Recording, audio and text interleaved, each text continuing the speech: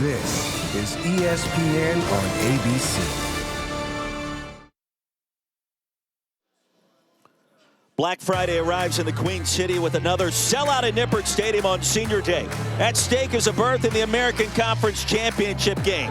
19th-ranked Tulane hasn't won a conference title since 1998, but can inch a step closer to that goal with a victory today as Michael Pratt leads the explosive Green Wave offense on the road with their eyes on the prize. Meanwhile, 24th-ranked Bearcats are the reigning champs. They've won 32 in a row here in Cincinnati under Luke Fickell, whose team is never satisfied and hungry for another title. The holidays are here, and it's all on the line in the final weekend of the regular season. Who wants to win a championship?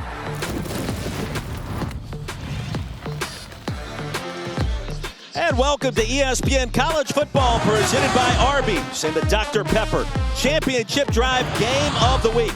You're watching the American Conference on ESPN, a picture-perfect Black Friday for championship caliber college football in a top 25 showdown in the AAC. Number 19, Tulane, 24th ranked Cincinnati, getting set to battle here for all the marbles in the American Conference. And here's what it looks like at this late hour, final weekend of the regular season. The winner of this game advances to the title game next week.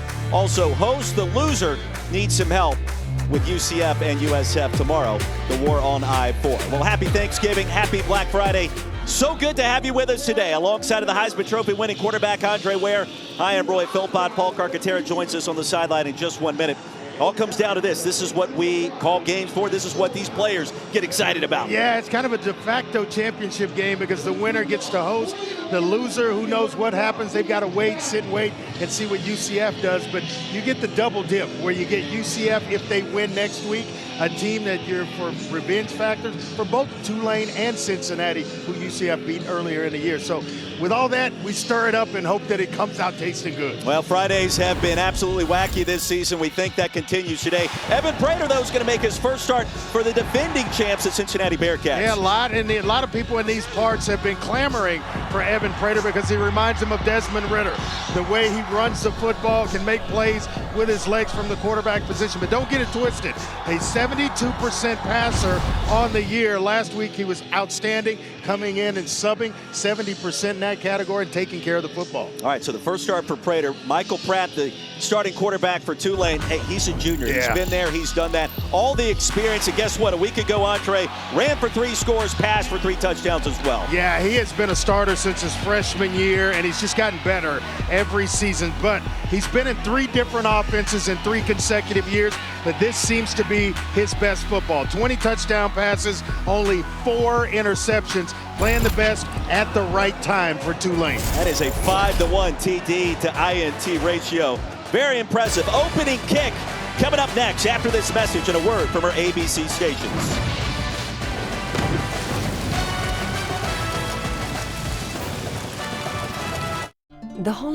Welcome to the Dr. Pepper Championship Drive Game of the Week.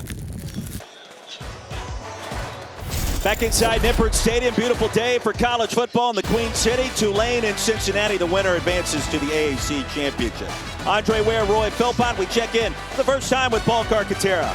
Well, Roy, when Cincinnati quarterback Ben Bryant went down last week with a foot injury, it became Evan Prater's offense, and he picked a good day to have his first college start. It's Thanksgiving weekend. He's a local kid, and he has tons of family and friends in attendance. Evan told me he grew up coming to Nippert Stadium, cheering on the Bearcats, and he's been waiting for this opportunity.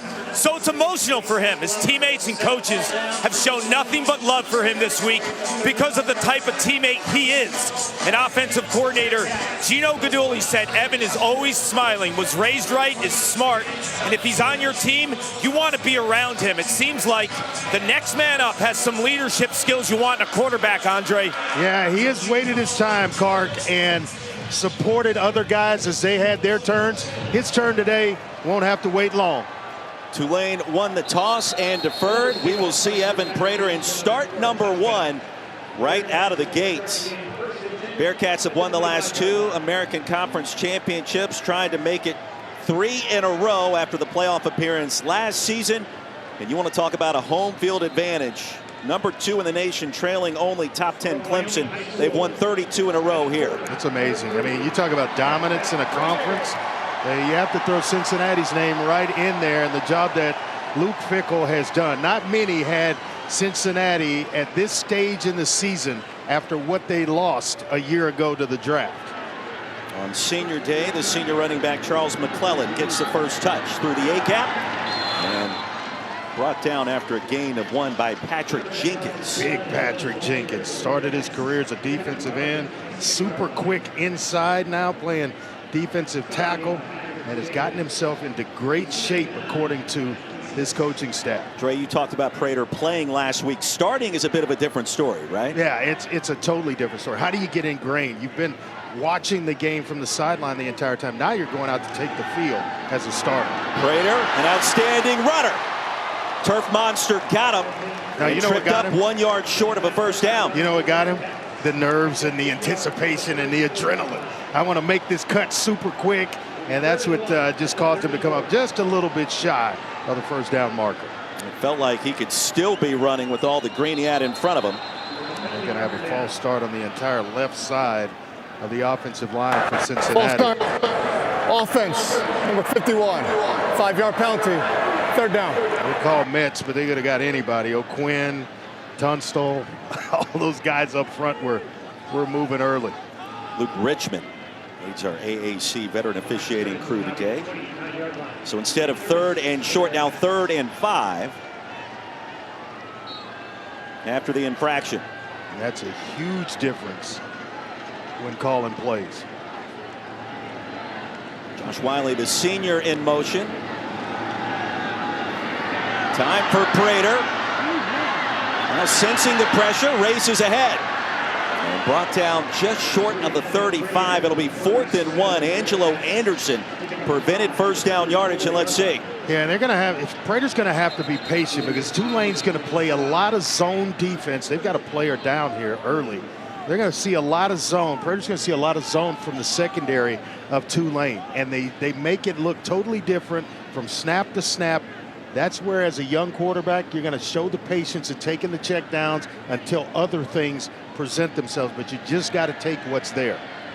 Eric Hicks, a redshirt sophomore nose tackle, the injured player for the Green Wave. Some of the games I've played in, teams that just went specifically zone, and Tulane's 81% zone demand.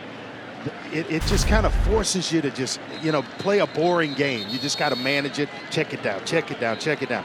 Then sooner or later, they're going to get out of this because you keep checking it down and picking up first downs. That's when you'll have your opportunity to take a shot over the top. Saw Hicks get tangled up.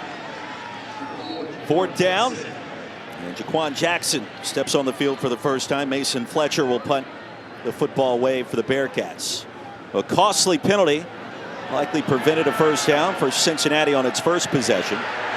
Jackson hit the deck near the 16 after a punt of 50 yards.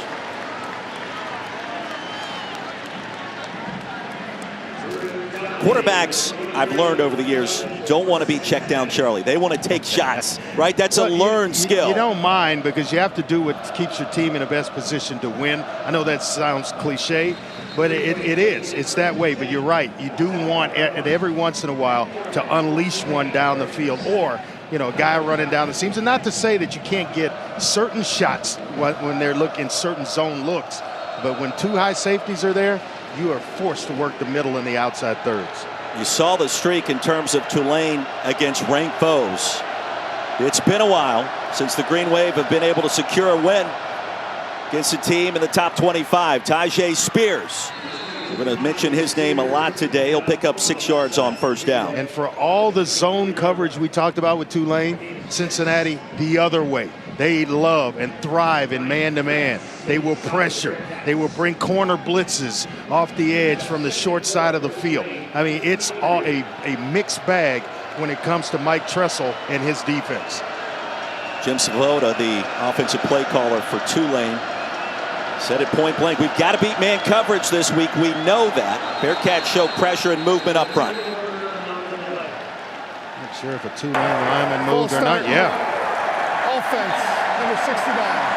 5-yard penalty, 2nd down. Shot Green. Big sophomore out of Baton Rouge. Just a little bit early, and they have had some really, really good offensive line play. 4 of the 5 starters up front for Tulane has started every single game this year. That's when you're going to have some continuity on the offensive line, and you're going to have some progress and win a lot of games. Wonder if there's nerves on both sides, given everything that's at stake today. No doubt, my man. Into the flats, Tajay Spears corrals it and then dances across the 20. Threats knocked him out after a 6-yard gain. Tajay Spears, he's averaging about 96 yards in the first quarter in the last 3 games. You talk about a production machine. This young man, 22, can get it done. He has waited his turn to be the guy at Tulane behind some pretty good backs. Yeah, we found out last week Tajay headed to the Senior Bowl. He was emotional after learning of that decision. Here's another marker. Another false start. False start. Offense. Number 79. 5-yard penalty.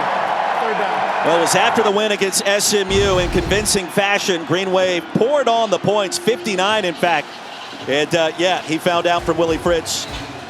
Emotional in the locker room. Well, that's the thing to be emotional about. And there and got the news with the support of his teammates.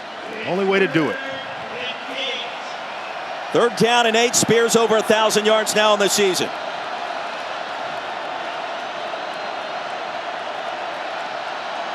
Crowd's in it early. Spears across the left side and stopped well short. Short of the 25, a 4-yard gain. Threats with the tackle. You're going to call Threats his name a lot. You're going to call Ivan Pace's name a lot, and Jawan Briggs.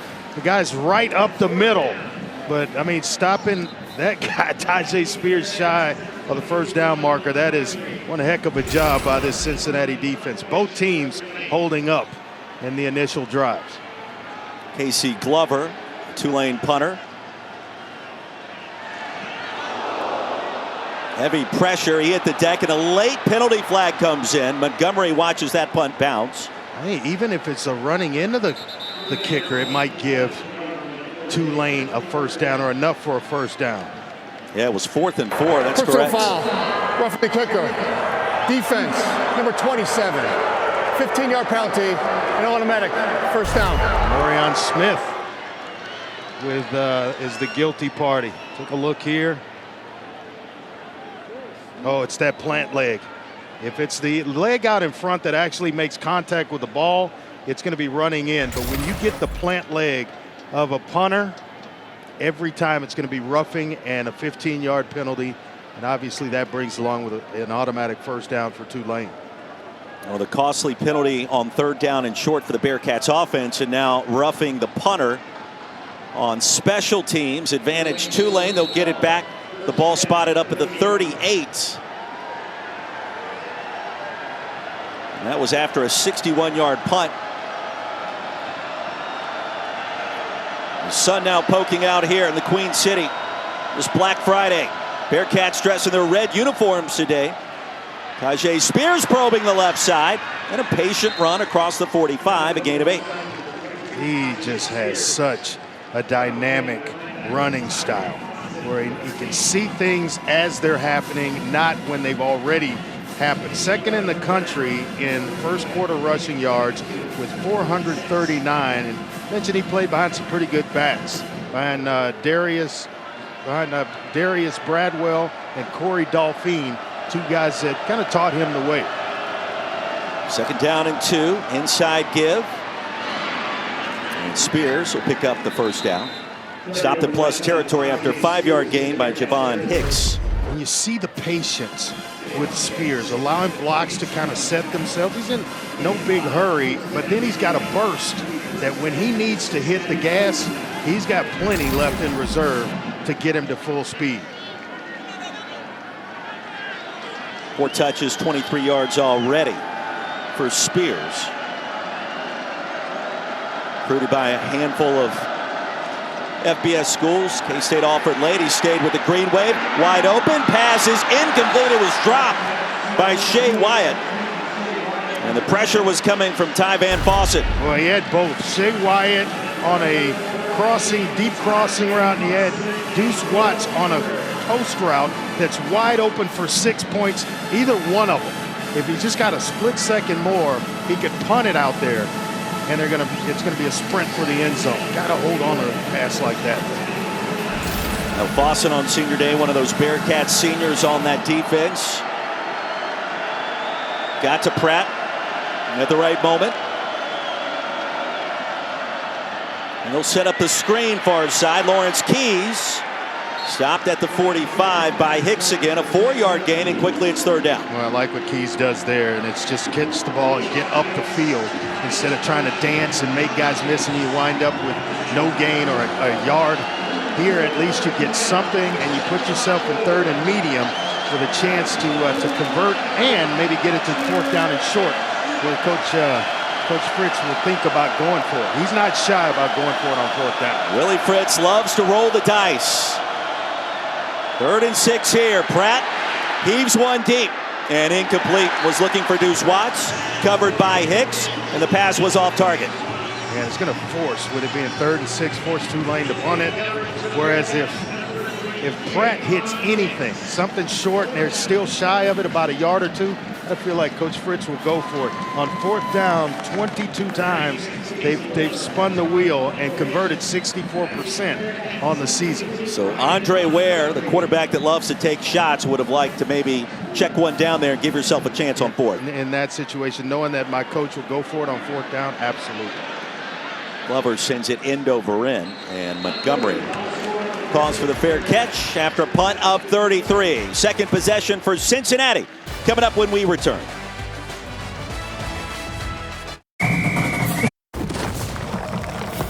The AT&T Countdown to the College Football Playoff National Championship. Monday, January 9th on ESPN.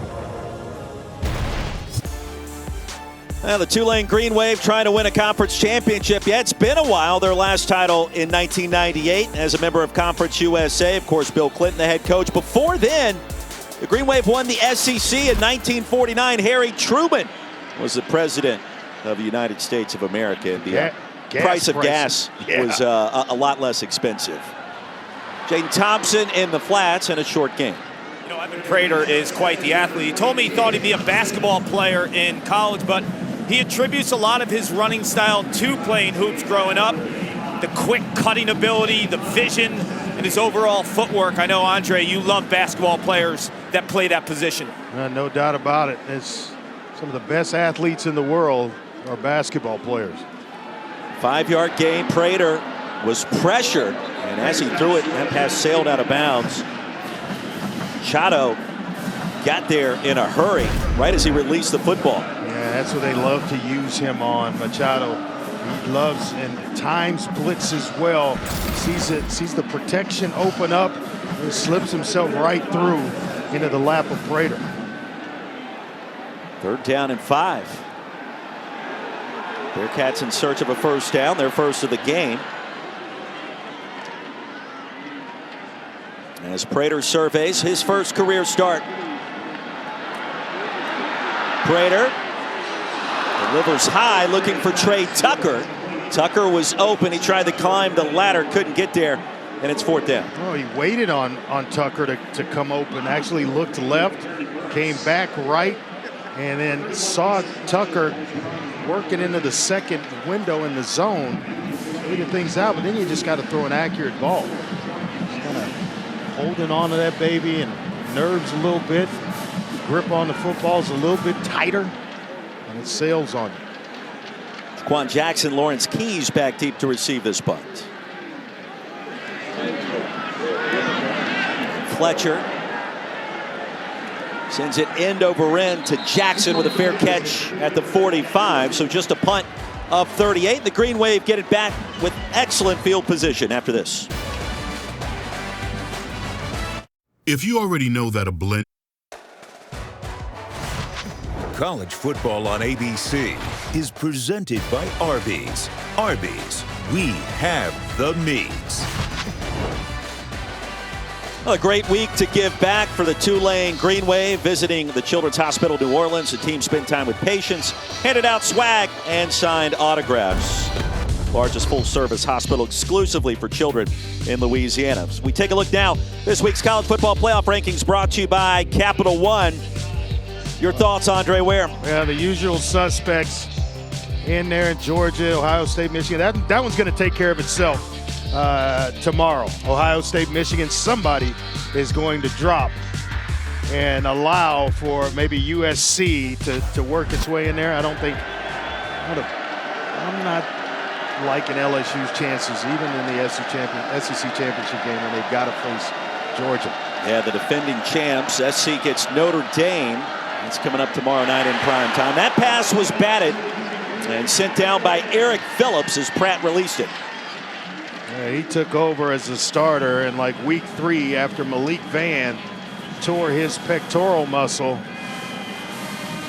He has played in high school with Ivan Pace, Deshaun Pace, and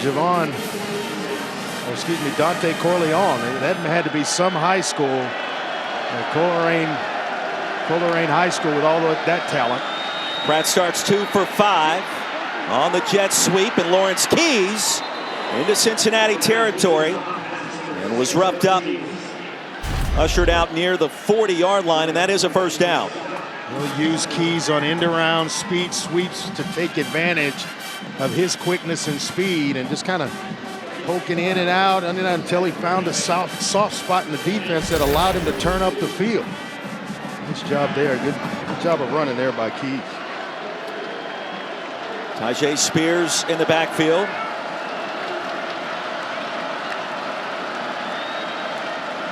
After picking up the first down, Spears navigates ahead to the 35.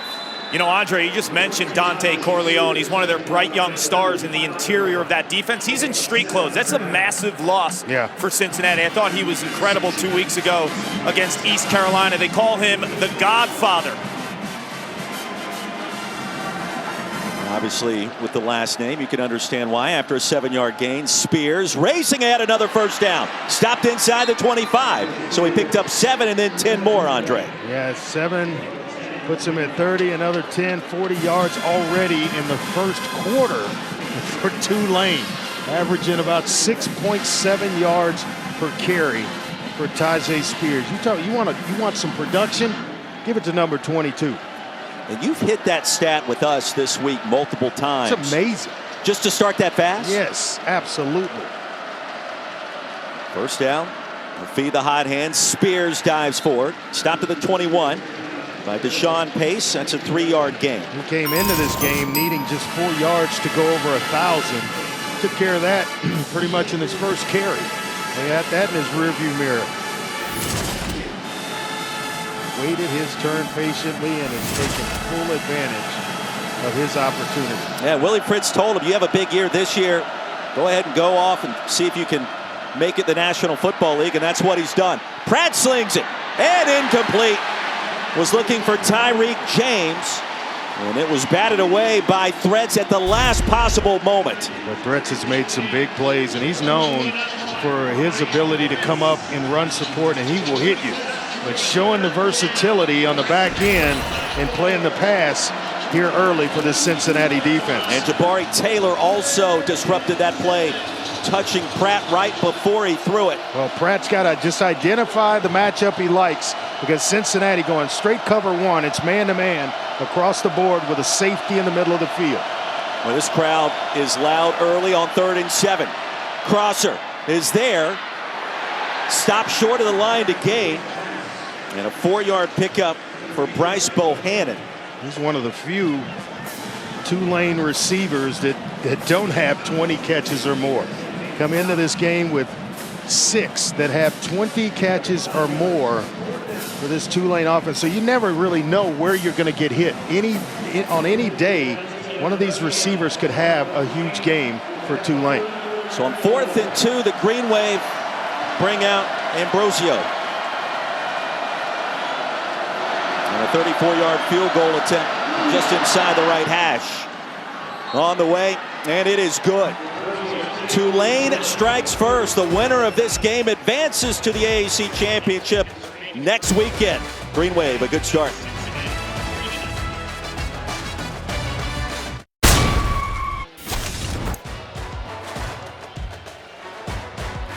Back at Nippert Stadium, AAC standings, these two teams tied at the top.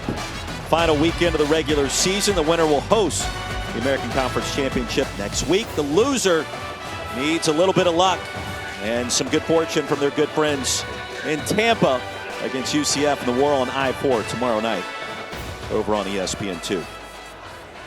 Andre Ware, Roy Philpott, Paul Carcaterra back in Cincinnati, Ohio. All comes down to this. Final weekend of the regular season. Be back in 8 seconds. Now a look from Ram Trucks. Ram Trucks, built to serve.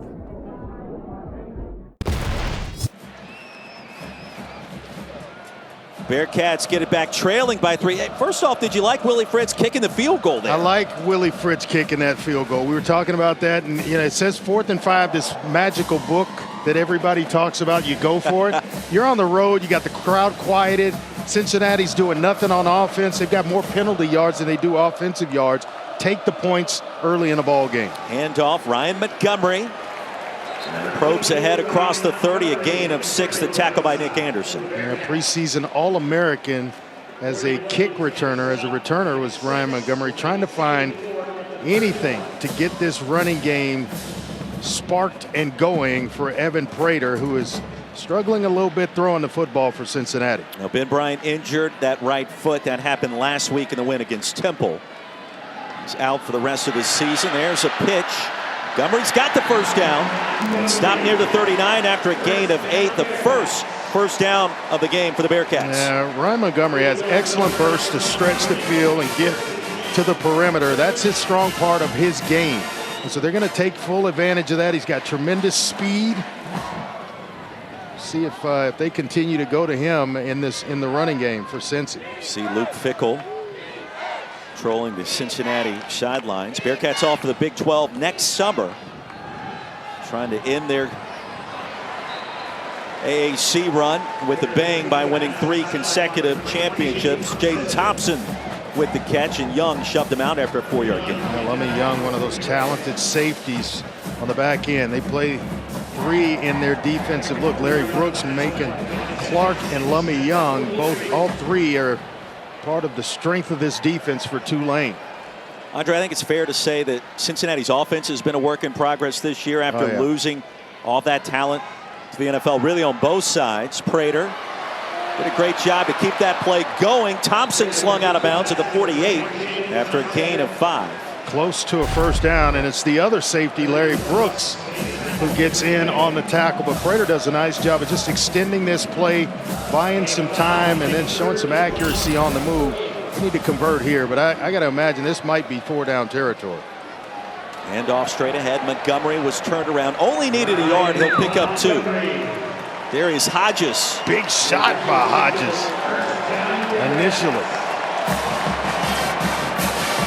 The conference and tackle for a loss a year ago, so he can get up the field and just kind of creates havoc in the backfield for this Tulane defense. Now the first drive coming together of the afternoon for Cincinnati. Ranked in the top 25 once again. Play action for Prater on first down. And a big windup results in a pitch and a catch. Monroe is able to bring down Martner. Getting a little bit of production now in the passing game. That's going to open things up overall for Cincinnati's offense. And doesn't have to be perfect. You got a big guy out there. Then Martner, just throw it up or around his body. Let him work for you. 3 first downs on this possession. Prater will keep it, a spin move, and brought down near the line. And a tackle by Jarius Monroe. Well, Darius Hodges just lived by the rule, tackle anything that's not in your color. And he goes right to McClellan and just waylays him, and then allows someone else to take the quarterback in Jarius Monroe. 2nd down and 10. Fast moving first quarter. 8th play of this drive for the Bearcats.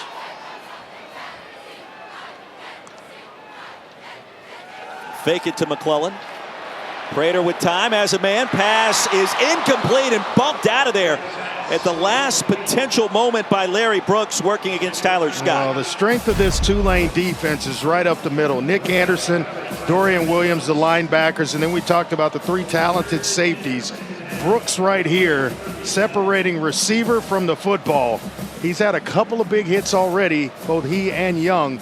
It's going to continue throughout this game. Do you want to see Prater release the ball a little quicker there? Absolutely. You can tell that it's his first start because he's seeing things come open rather than anticipating routes to come open. Bearcats out of field goal range on 3rd and long. You'd like to get something here. Prater buys some time, has a man, and how about a first down? Nice. Avoids the blitz. They bring a guy off the edge in Clark out of the secondary. He doesn't get home. They protect just long enough for Prater to survey things, get an accurate ball out, and Cincinnati on the move here. Will Pauling, the reception, a gain of 20. Longest play of the afternoon for the Bearcats. Here's Montgomery to the edge. And shoved out near the 10. Nice job by Gino Guidugli of calling plays and mixing the run with the pass. Kind of keeping Tulane off balance a little bit. Their theory, according to Chris Hampton, is to just make an offense work down the field. You've got a guy making his first start. You think at some point they're going to make a mistake, a penalty, something where it takes them off schedule. So far, it hasn't happened. Yeah, you saw the red zone struggles there for Luke Fickell's club.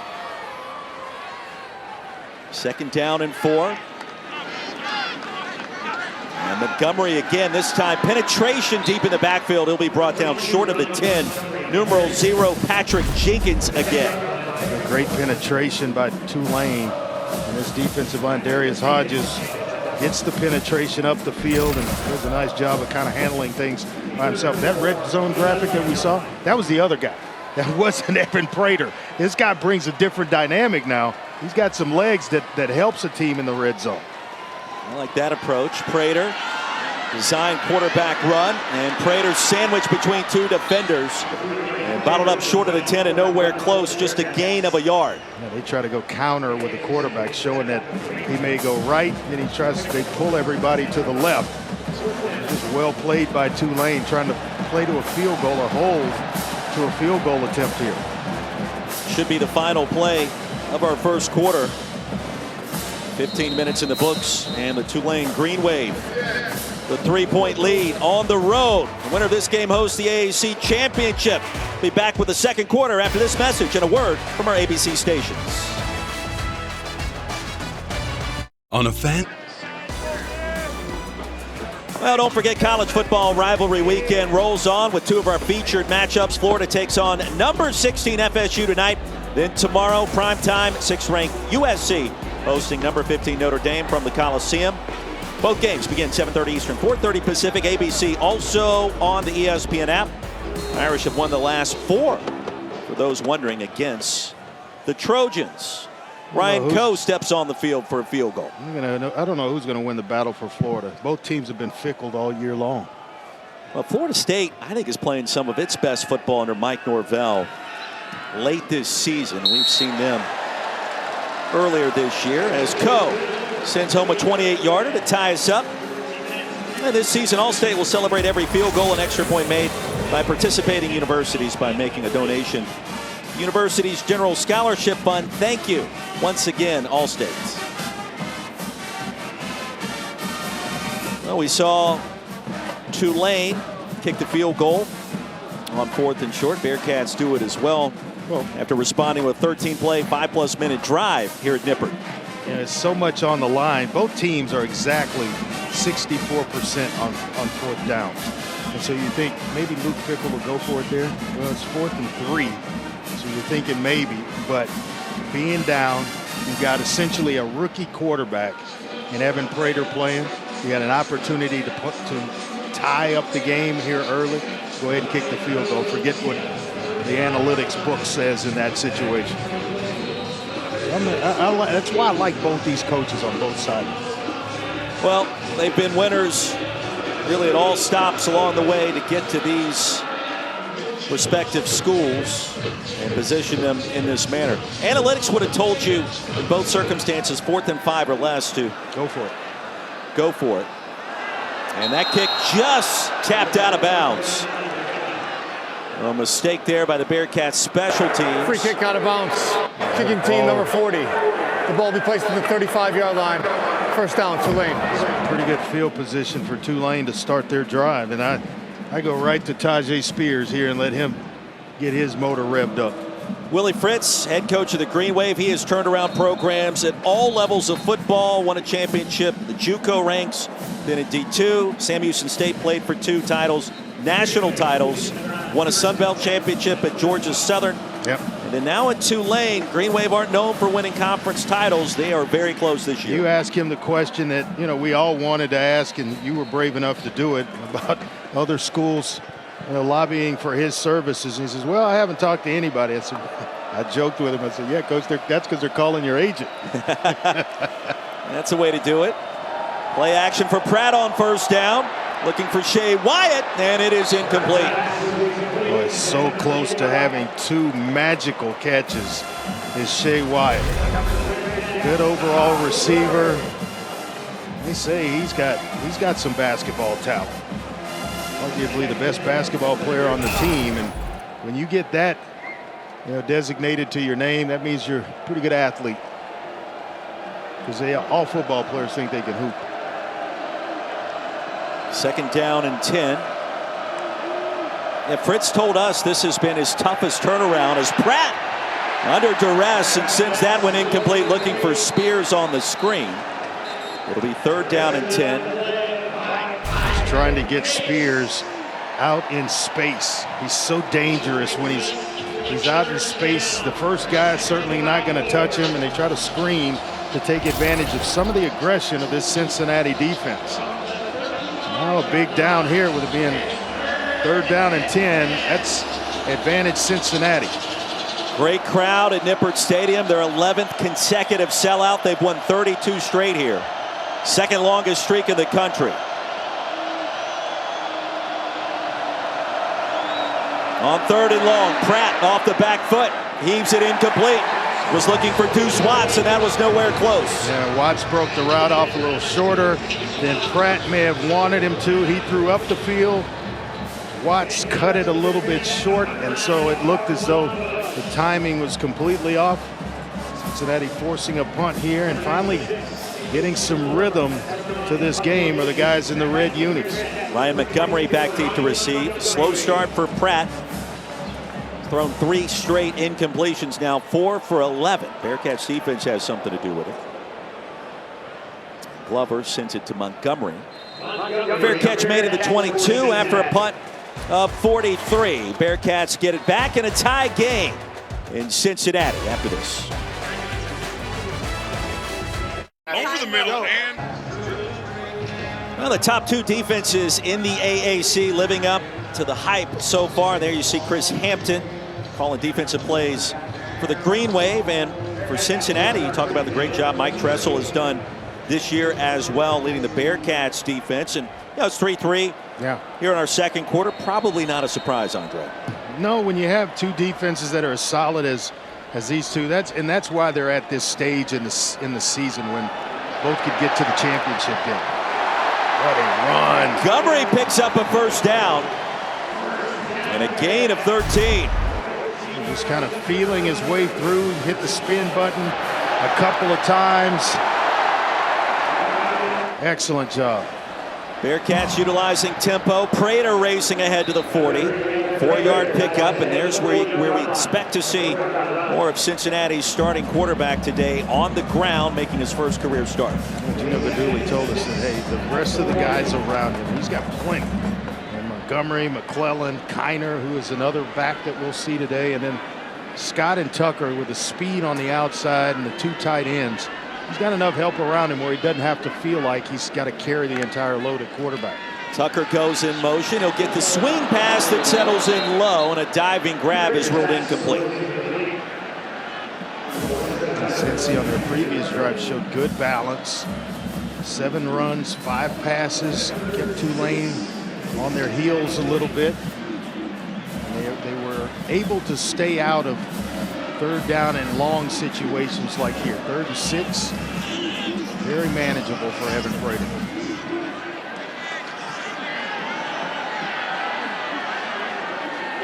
Green Wave are late to get a defender off the field. They do. All afternoon for Prater. Went through his progressions a couple of times. And a pass incomplete, looking for Tyler Scott. Well, Larry Brooks is right there ready to punch that one away. Some high throws we're seeing from Evan Prater. And Chris Hampton's showing true to his colors. He's going to continue to play zone, make Evan Prater think his way down the field. And once they get off schedule, it's advantage Chris Hampton and the Tulane defense. He's kind of got something in common with Clark, right? You're talking about him in terms of what do you like to do away from football. He says he likes to shop.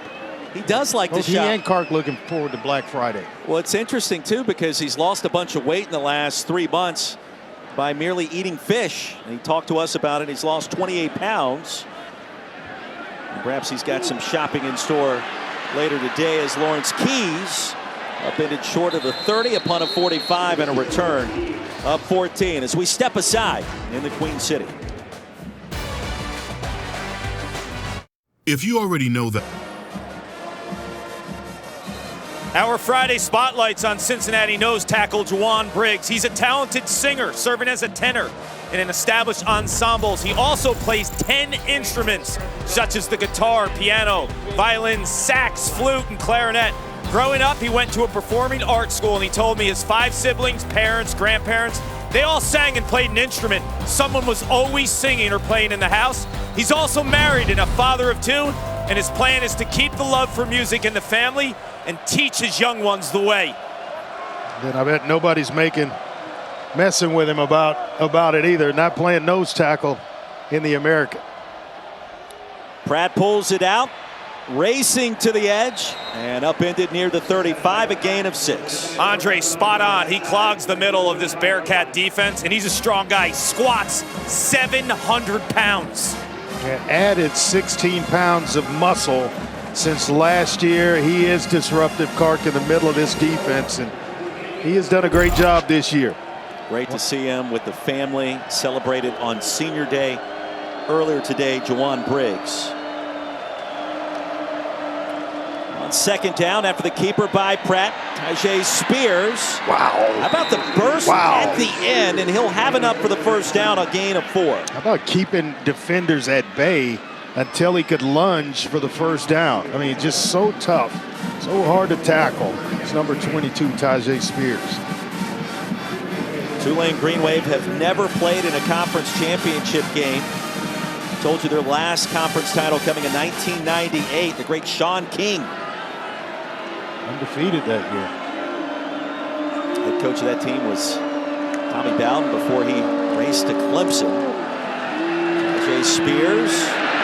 It'll be stacked up near the 40, a short gain of 2.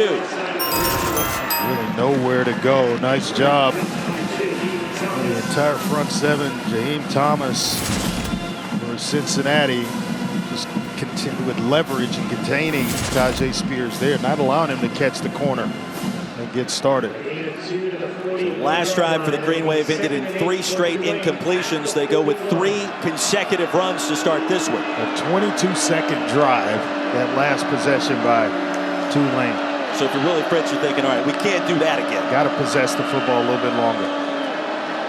Pratt with time on second down. And winds up a pass complete to Shea Wyatt. Stopped at the 46, a 5-yard gain. The tackle by Bush, and it's third down. And then you start thinking, okay, thinking ahead. Do they go for it on fourth down? Well, they're close to midfield. I'm going to say this is in the analytics book to where you get this to this part on the field, 5 yards or less. It's 2-down territory. You're going to use third and fourth down. 4th and 3. Book tells you to go for it. We'll see if Willie Fritz, if we get to fourth down, is reading that chapter. Green Wave 0 for 4 on third down so far. Keys will take it around the right side, and Keys will have a first down. Well, patient into that run results in a 4-yard pickup. How about the block by Tajay Spears for Lawrence Keys? 22 securing the edge out on the outside just to give him just a little bit of daylight to turn up the field. It does feel like these two teams, Andre, are kind of feeling each other out so far this heavyweight bout. Given all that's on the line today, the winner of this game hosts the AAC championship next week. And nor do you want to be the first team to make the first huge mistake that cost you a score. Tajay Spears bolts for it, and a 4-yard gain. Tulane this year, when forcing a single turnover, is 7-0. So, yeah, you mentioned mistakes. Certainly be a feather in the cap of the Green Wave and head coach Willie Fritz. Yeah, both teams have really taken full advantage in terms of the turnover margin. Tulane being +6 on the year and Cincinnati +5. They're turning you over and winning games that way, not giving you opportunities to beat them. Top 25 showdown in the AAC. Will Wallace will shift ahead and serve as a lead blocker. The lateral went back to Spears. Borderline trickeration here on Black Friday. Daquan Jackson caught the pass initially. That is similar to a play I run in flag football where I'll run a curl and then have the slot receiver kind of delay a little bit and then go outside. So you catch the curl and then flip it outside. Works every time in flag football. 3rd down and inches. Pratt under center. And he'll get a push and retrieve the 1st down yardage. Got it. Yep, he got it. Spears was able to shove him right across the line.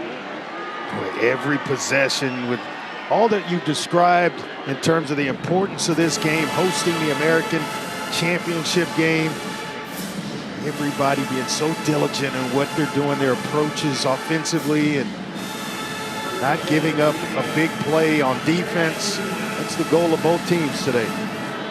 If UCF defeats South Florida tomorrow night, the winner of this game would get the Knights on their home turf.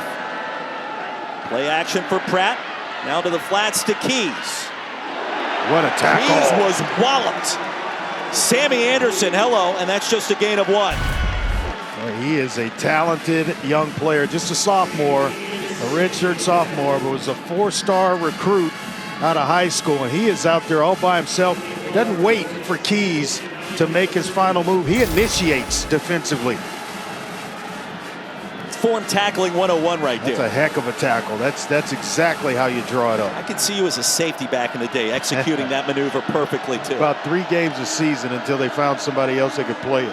10th play of the drive. On 2nd down and long, Spears gets the 32, a 5-yard gain. The tackle by Briggs. He should go back to Spears here with 3rd down and about 2 yards or so. I'd imagine they go back to Spears here to pick up the 1st down. And then maybe a little bit of tempo after they've converted. 3rd down and 2. Drive approaching already 6 minutes in length. Give it to Spears, and with a burst has 1st down yardage. Chains will move. Spears stopped inside the 25. Well, they are just loading the box. I mean, so many bodies, as many as 9 at times when there's nobody over the corner on the opposite side. He'll sneak down inside the box to try to stop this Tulane running game. They operate at about 190 yards or so. 3rd in the conference, 38th in the nation in rush offense. He runs 3 passes so far on this possession for the Green Wave. Pratt keeps it straight ahead, and a nifty finish by the quarterback. Stopped at the 20-yard line, and Pratt gets crafty where that football is going, doesn't he? He does, and what's happening here is Tulane continuing to run the football, run it, just basically packing Cincinnati in closer and closer to the box where play action with this man-to-man and a shot over the top's coming. It may not be until the next possession, but they have got him. There's just so many, 9 in the box right now for Cincinnati to stop the run. The Keys top of the screen does have big playability. Spears will get it. Trying to get to the edge. Cuts it back inside. Shoved down inside the 15. Close to another 1st down for Tulane. How many guys have you seen this year that would take on Ivan Pace? Well, Spears just did it. And he just squared up and went right into the chest of number 0. That is a brave youngster right there, because Pace will lay the helmet on you, big guy. pace has been incredible this year. Third down and less than a yard. And now Spears lines up. It's a Wildcat quarterback. Straight ahead, Tajay. First down and then some. And you've got Pratt on the outside trying to throw blocks just in case Spears breaks free. Well, this drive continues. Chew up yardage and time off the clock here in our first half. This cannot make Luke Fickell very happy in terms of the approach and how it's being done to his defense. 4 third down conversions on this drive. Spears stays in as the Wildcat. Spears gets outside. A stutter step and a touchdown. Well, he throws Javon Hicks and also Arquan Bush. He paces well, trying to give chase, but he can't catch up with him. And you see him there freeze Hicks, then he freezes Pace. The other defender, Pace, was, I thought it was Bush, but it was actually Pace. Their leading tackler by a mile. Couldn't bring down Spears. And Tajay Spears, one of the top backs in the American Conference this year, headed to the Senior Bowl. Injured in spring practice with a bad hamstring. Scoring a touchdown here in the Green Wave with a touchdown advantage, Andre. Yep, Tajay Spears making guys miss as a Wildcat quarterback freezing them and then putting Tulane up 10-3 here in the second quarter.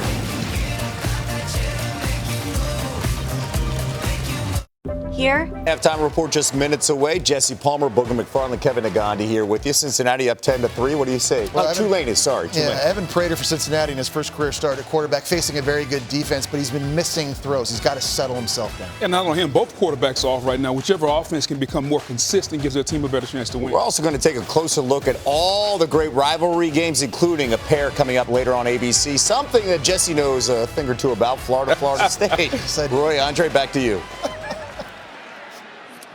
Kevin, thank you very much. Yeah, I think he does know a thing or three about the Noles and the Gators. Coming up later tonight, primetime ABC. We look forward to watching that one. And we remind you as well, coming up this week on Sunday NFL Countdown, it's the Bengals eye a third straight win. Joe Burrow goes one-on-one with Alex Smith, plus an all-access inside a mind-blowing team meeting with Tom Brady and the Buccaneers. Kick off your Sunday with NFL Countdown, 10 a.m. Eastern on ESPN, and the Monday Night Countdown crew gets you set for Steelers and Colts, 6 Eastern, 3 Pacific, both on ESPN. I want to know what new Booger has in his golf bag.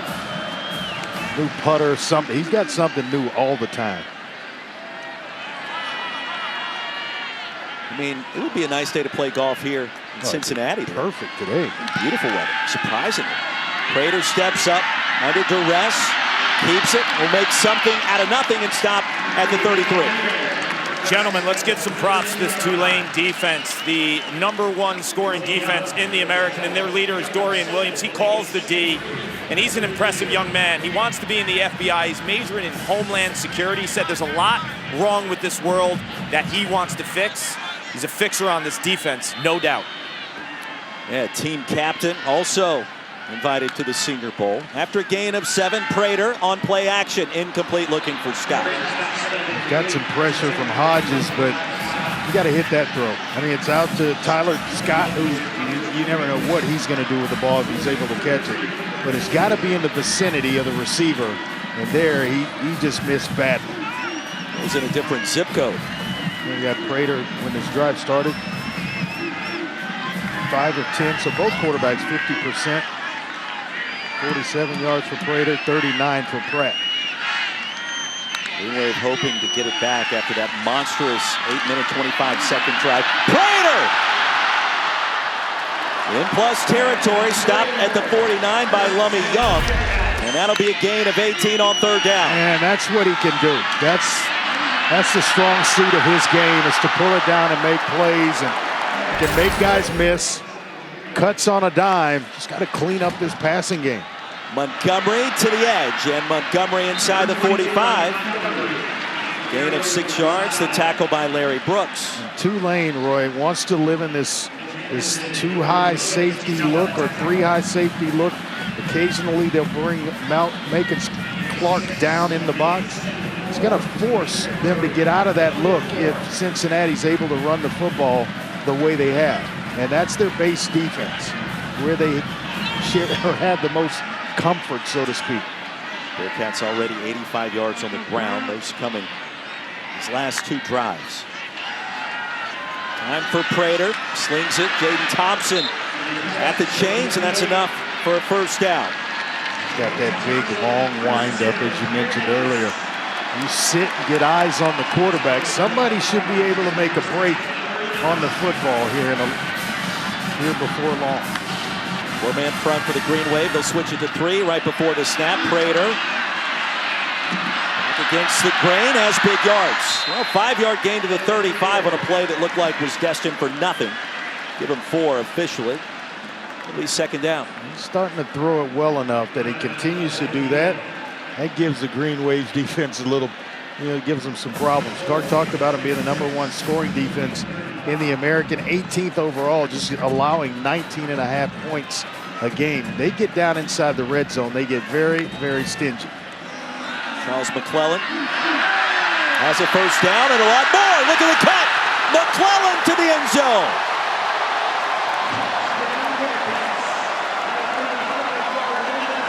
They are glad to see that from McClellan, who had injuries in both 2019 and 2020. Finally healthy his senior year, but showing some pretty good balance and speed here to break a couple of tackles. And then all of a sudden he found out, hey, I'm still upright. Get to the end zone. Well, these two offenses getting past their Thanksgiving Day turkey finally, starting to heat up. Tulane, though, even giving up an extra point here, they've got a bonus possession. 2:41 to go in the first half. Ryan Coe's PAT has us tied at 10. Now the 7th touchdown of the season for Charles McClellan, the senior out of Homerville, Georgia, this time from 35 yards out. We got a good game here in the Queen City on a Black Friday. Look at that. Let's take a look at our Taco Bell Live Más student sections. Student sections across the country are competing to be the Live Más student sections of the year all season long. What am I even doing here right now? That was so taking good. Over here. I'm taking over. As you should. You talk about a loud bunch. I remember we were here 2 weeks ago and Paul was down there for our open. You talk about a loud group. Now the student section was rocking against East Carolina. It is again today. And again on Black Friday, a lot of students are going home. Figure hanging out with the family, having some turkey on Thanksgiving. Tulane's not having any turkey so far today. We go back to that last drive, 8:25 off the clock, Andre. And how about 4 for 4 on 3rd down? They were all of the short variety, but the Green Wave offensive line got it done. Yeah, they did. A season-long 8-minute, 25-second drive. That's after the previous drive went 22 seconds. So you went from one extreme to the other if you're Tulane's offense. But you look at it, both teams today, 70% of their offense has come on the ground. Both teams are already over 100 yards rushing, and it shows you what the strengths of these two teams are. Tajay Spears with that 11-yard burst. We're tied at 10. Green Wave get it back. Spears again, bottled up, and he races forward for a gain of 2. Andre, you were mentioning a couple weeks ago we were here for ECU. It was freezing cold. It was a night game. Today's beautiful. Even you would play golf in 55-degree weather, and I know you hate anything under 60, and it is Black Friday. I want the Heisman Trophy winner's credit card so I can get loose. Yes. Now we're talking. If I give it to you, then that means I got to give it to Coach Hampton as well. Send you guys to some place here to shop in Cincinnati today. Yeah, Clark wants to buy you another one of those Snuggies that you wore a couple of weeks back. Tajay Spears has a first down. Stopped near the 42 and a gain of 14. Yeah, the percentages in terms of offense creeping ever so more in the positive direction on the ground for Tulane as Tajay Spears looking for a drive starter. About 150 or so left here in the first half. Plenty of time with 3 timeouts remaining. On first down, Pratt off the pump fake has Keys. That's another first down inside the 30. Keys will try to keep this play alive, and let's see if they ruled him down. He did. One official signals a touchdown. He rolled over on top of Arquan Bush, and I'm not sure he ever touched down. Bush gets back to try to make the play, and Keys gets up. That's going to be 6 even when they review this. Unreal. What a heck of a play. Oh, I don't know. The knee might have gone down early before Bush even initiated the tackle. The knee touches down. On the field, the runner wasn't down and scored a touchdown. The previous play is under further review. Michael Stevens, our replay official. The knee was down. Yeah, it's coming back. It still should result in a long gain and a first down for the Green Wave. Got ahead of myself a little bit because I thought it was a heck of a play. Still a heads-up play by Keys to get up. And who knows, they may find some daylight under that knee, but I doubt it. Oh, clearly touches. Now, Tulane will also receive the second half kickoff, which makes this possession of primary importance for both sides, obviously. Which is why I was saying they're stealing a possession, because you're hoping at Cincinnati, when you score, the time runs out and you go to the locker room without Tulane having a chance to double dip here in the first half, to end the first half, and to start the second half when they get the ball first out of the locker room. How about these two coaches, though, spending time with them this week? Willie Fritz, who you can see why he wins so much. The runner's knee was down with possessing the ball at the 29-yard line. Please reset the game clock for 1 minute and 44 seconds. 1, 4, 4, and it will start on my signal. Tie ball game. Tulane with 3 timeouts to work with. A 29-yard gain on the pass that was caught by Keys. By far and away their longest completion. Right. And if Pratt just throws it out there, Keys may be in the end zone, but he underthrows him trying to make the perfect throw. And you really can't blame him after Wyatt has dropped a couple that were right there. Just underthrows him, and then he gets tackled. Pratt pulls it out. And he'll be tackled at the 30. He'll lose a yard. And Folsom in the game, he splits time with pace on the outside until they go to their joker package, which has, it basically becomes a more conventional 3-4 look for Cincinnati. First TFL for either side so far after Huber made the stop of Pratt. And on second down, there's another drop.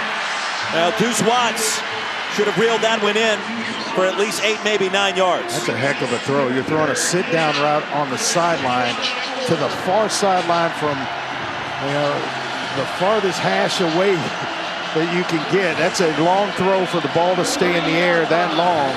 Shows you the arm strength of Michael Pratt as well. Third down and 11.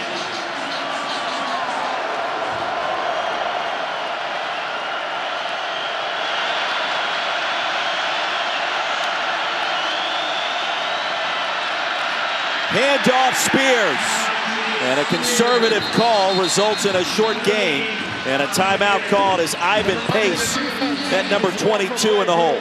Due to the helmet coming off.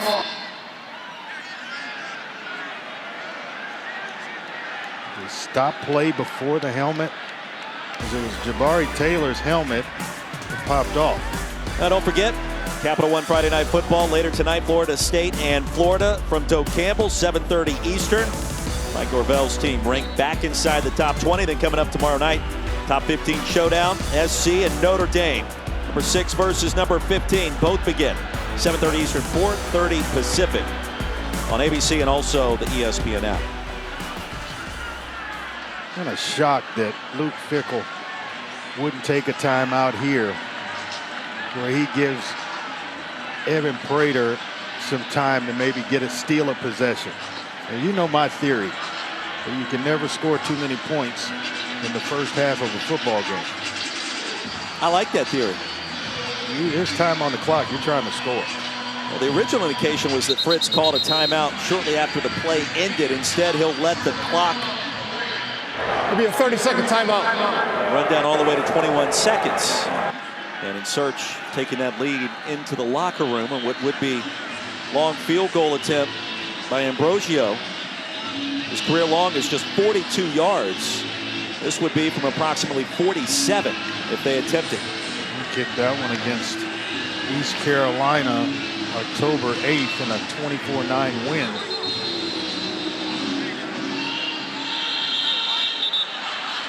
And Ambrosio trots out there. What's amazing is this is exactly where Coach Fritz told us his distance, where he believed in it.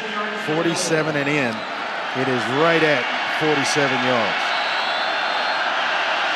Well, these are the kinds of plays you have to make to win a championship.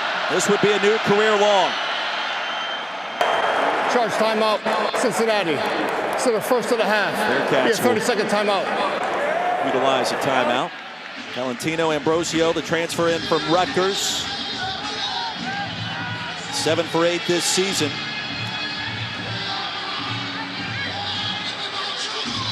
We mentioned the winner of this game will host the AAC Championship a week from today.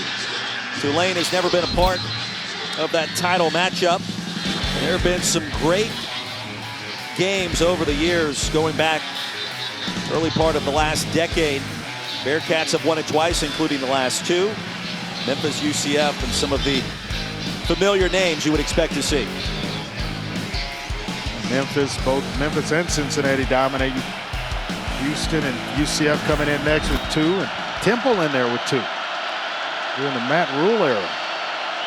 Ambrosio back on the field. Kick is on the way. And it is good. A new career long for number 43 in white. And the Green Wave grabbed the lead right before halftime. How important is it for a head coach to know his kicker? That's the exact distance that Willie Fritz told us. Ambrosio, where he had confidence in Ambrosio. And I mean, another yard or two longer, may have hit the crossbar. Yeah, that kick is short. But at 47, Willie Fritz all smiles. And with good reason. His 9-win Tulane team in search of victory number 10 on the final game of the regular season. And Green Wave 32-5 when leading at the half under Coach Fritz. Well, we talked with Willie about the turnaround in New Orleans and about all of his other stops along the way. And he said by far and away, this has been the toughest job. Yeah. It took them some time to figure out how to recruit the state of Louisiana, how to embrace the city of New Orleans. And then he talked about the academic standards at Tulane, one of the great institutions in America. And it made me wonder, you think about some of the coaching vacancies out there, there are some spots like at Georgia Tech where there are similar high academic standards where he could be a fit considering what he's done even before Tulane. There are a lot of places, excuse me, that he would be a fit because you got to give him the time necessary in order to win and get it right, because he's proven that he's done that every single place that he's coached. And he just understands football, he understands people and how to bring them together. There's no doubt he could go anywhere and win. They'd like to keep him at Tulane, though. Yes, they would. Squib kick. And fielded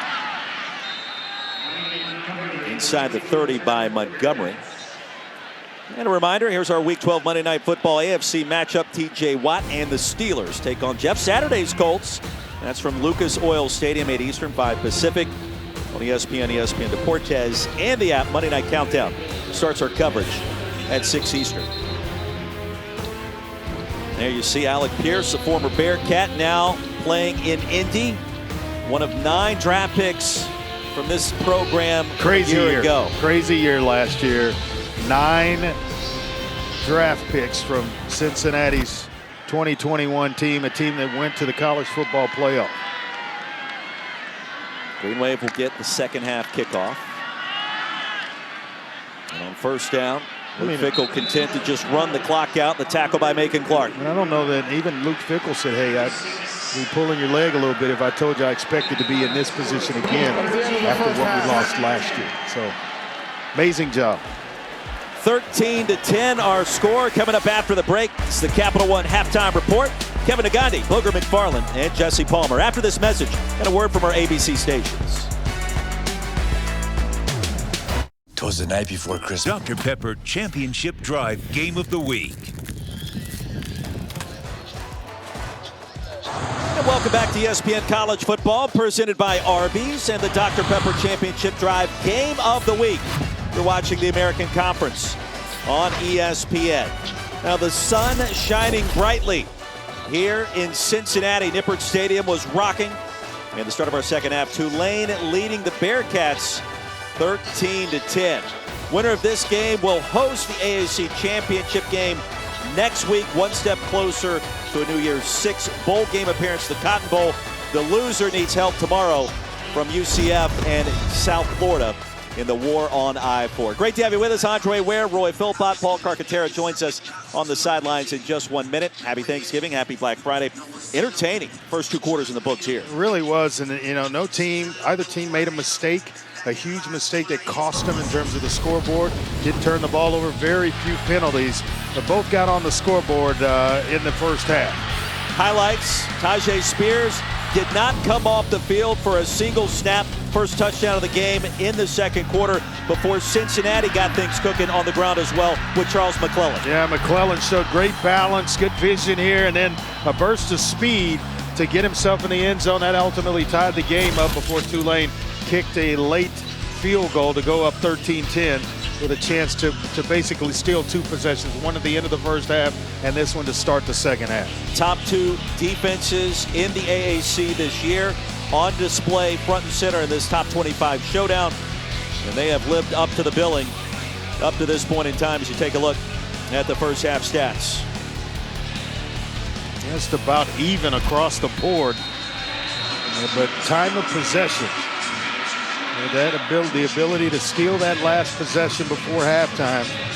That's Tulane leading in that category and then ultimately leading the game 13-10. Green Wave will get the football to start our third quarter. It's turned out to be a warm day. Lawrence Keys lasso from behind and stopped at the 16. Brian threats as we check in with Paul Carcaterra.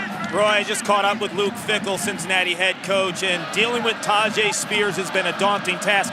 103 yards in the first half for the Tulane running back. He feels like they're not doing a good job dealing with the eye candy and all the different types of misdirections on the Tulane offense. Also need to win the leverage game in their interior defensive line, and offensively he wants more momentum in terms of pace and tempo and get things moving a little quicker for Evan Prater and crew. Well, you can be in the right place in terms of trying to stop Tajay Spears. He just makes you miss and makes you look foolish, where even if you get there, you're not going to bring him down. Mentioned his rusty start this season. Pratt pulls it out and has big yardage. Stepping out near the 30. That's a 14-yard gain on the first play from scrimmage in our second half. What a play fake by Michael Pratt, because I went with Tajay Spears fully expecting Tulane to come out and run him. I think everybody on Cincinnati's defense kind of felt the same way. Now, talking with Willie Fritz this week about his junior quarterback from the Sunshine State, he said he has amazing recall. Can go back to virtually any play at any moment in time through the course of his 3-year career. But his toughness unquestioned. Spears, another quality pickup, ushered out near the 38, a gain of 8 more. Well, you look at Tulane's ability to run the football. I talked about it earlier. Claybrook, Pines, Haynesworth, and Green haven't missed a start all season long. As Joshua Remitage, the right guard, is the only guy that has missed time on the offensive line for Tulane. So it allows them to do a lot of things when you have the 4 guys that are sitting side by side every week. Pratt motions out. Spears takes the direct snap. That's a first down. Collides with Pratt. 5 yards down the field. It's an 8-yard gain, and they'll move the chains. Like, do something, big guy, or get out of the way. Go block somebody, shield someone, or just flat out move. Don't get in my way while I'm working. A heck of a run by Spears. Did you ever do that back in the day when you were playing? Oh yeah, I had to pitch and then go lead block. Wing right 21 pitch, absolutely. You better find a body to block. First down and 10 from the 46. Pratt wants to go deep. Heaves one, looking for Watson. It's incomplete. Run your routes full speed, young receivers.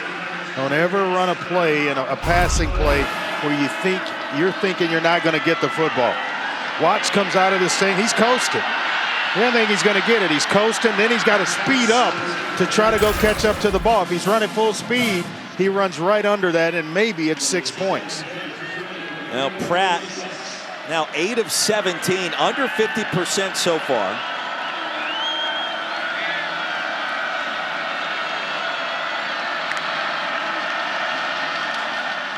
Spears again with a cut.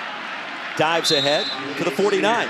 Gain of 3. He's trying to get it to a manageable situation, get it back on schedule. Where it's third and medium, third to short. Now you're going to be across the 50 with any positive gain here.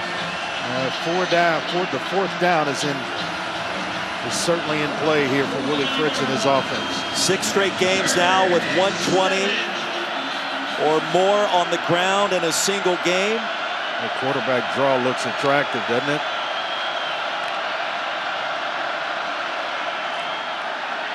Pratt, pocket collapses and down he goes. Inside the 45, that'll be a loss of 5. Eric Phillips, Jabari Taylor crashed the pocket down. Now going to force Tulane to punt the football away, but middle of the field just opened up. They were blitzing coming from the outsides. If he just steps up, he's going to step away from the pressure, and if he's running, he's through there and unscathed, and maybe he picks up the first down.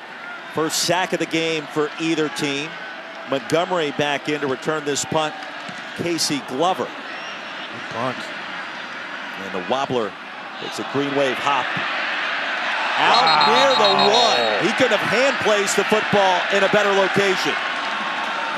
Casey Glover. Want to win a championship, the special teams have to play a role. It's a punt of 55. There are still too many bad burgers out there. So Arby's is running that Wagyu steakhouse burger back. Arby's, we have the meats. Free breakfast, anyone? Express yourself. Oh, yeah. Yeah. Express yourself. You don't never need help from nobody else. All you got to do now. Yeah. Impressive. Enjoy our free, fresh, hot breakfast any way you like. Only at Holiday Inn Express by IHG Hotels and Resorts. Out here, the College Football Playoff semifinals and the College Football Playoff National Championship on ESPN. Back at Nippert Stadium, veteran officiating crew indicating during that break that the football on the punt touched the knee of Lawrence Keys near the 14 before carrying down of bounds inside the 1. So a break for the Bearcats. When I caught up with Willie Fritz at the half, he told me the point of emphasis defensively for Tulane is to keep Evan Prater in the pocket. He only has 52 yards passing in the first half, and when he gets out of the pocket, he's a dynamic athlete, and he can make you miss. Yeah, Prater in the pocket seems to be in better order for the Green Wave defense. Yeah, just make him beat you from that spot, because that's not his strong suit. After a 4-yard gain by McClellan, 2nd down and 6. Quick strike from Prater, and that's enough to move the chains. Ahead of the 25 to Jaden Thompson, the tackle by Monroe. So you can see the more he plays, the more comfortable he's becoming. Ball's coming out with a little more authority. There, a nice quick decision to get it out. I thought he had several streaks in that first half where you could see the rhythm was there in the passing game, and then it quickly faded. Misdirection, McClellan. Sideswiped for a minute, and then racing ahead to the 32, a gain of 6.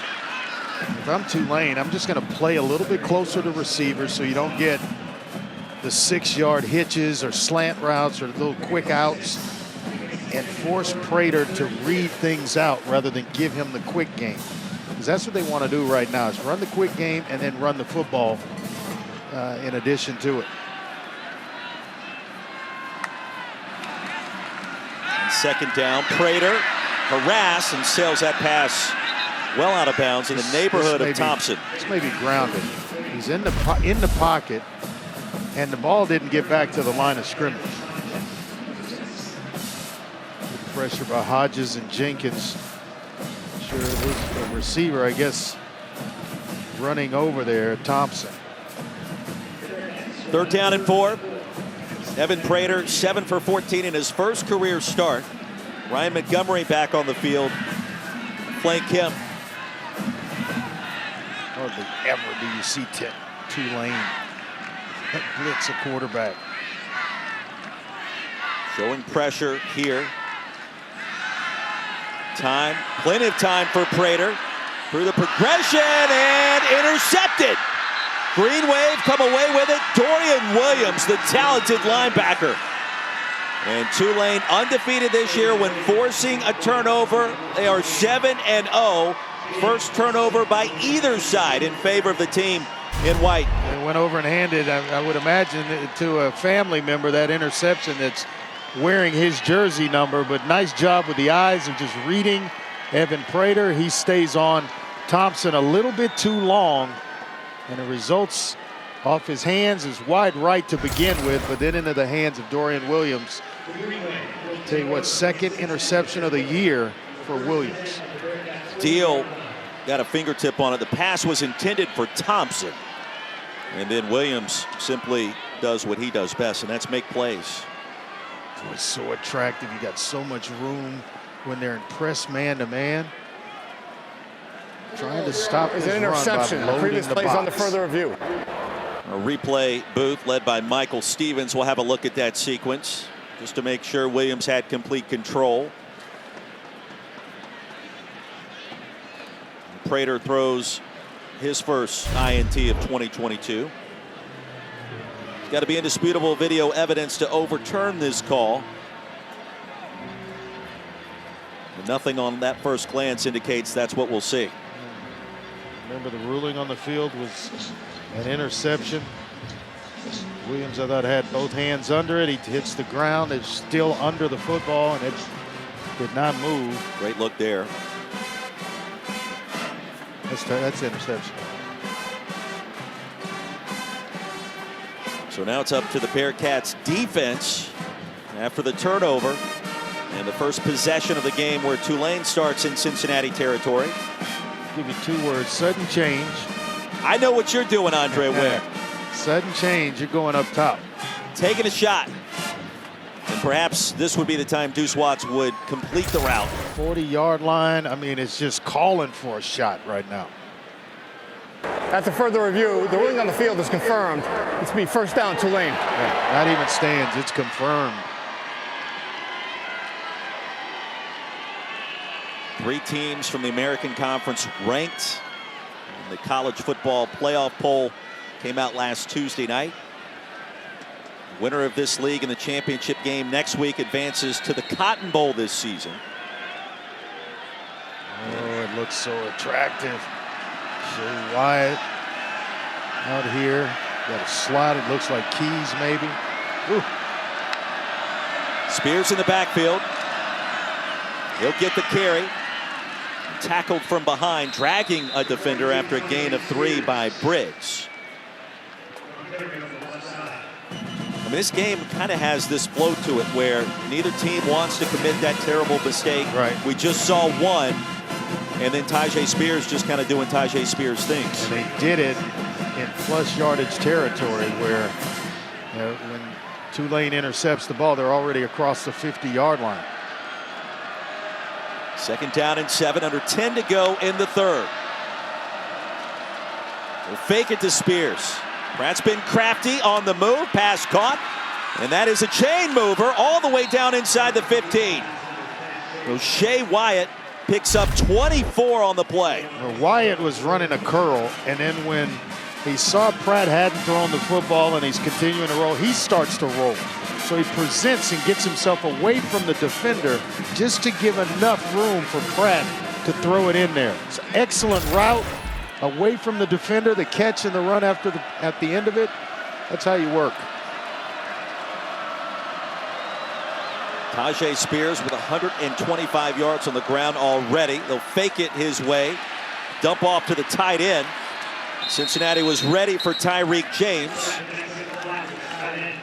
And he was stopped at the line. He's more the receiving tight end. Tyreek James into this one. That's his 24th reception on the field, and they love him down inside the red zone with 5 touchdown catches on the year. That's just one off the lead of Deuce Watts, who leads this team at 6. One of those 6 players that we talked about with 20 or more receptions. Green Wave like to spread the wealth on offense. On second down, Pratt's going to take off. And sandwiched down inside the 10. Ivan Pace. Haven't called his name a bunch today. Pratt picks up 5. Kind of surprised as well, as much as they've run Tajay Spears in this game. Pratt on quarterback designed runs that you don't see Ivan Pace. He came into this game with 107 tackles. I think the next guy closest to him was Javon Hicks at 52. 3rd down and 6. Nippert comes to life.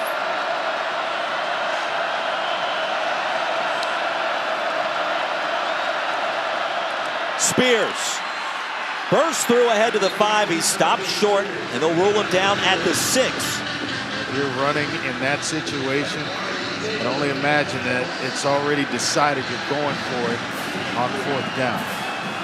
Well, a field goal, it remains a 1-possession game.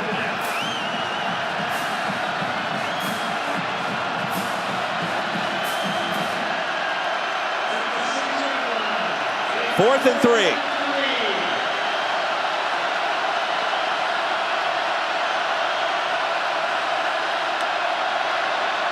They'll fake it to Keys. End zone and incomplete. Will Wallace, the tight end, the intended target, and a penalty marker is out.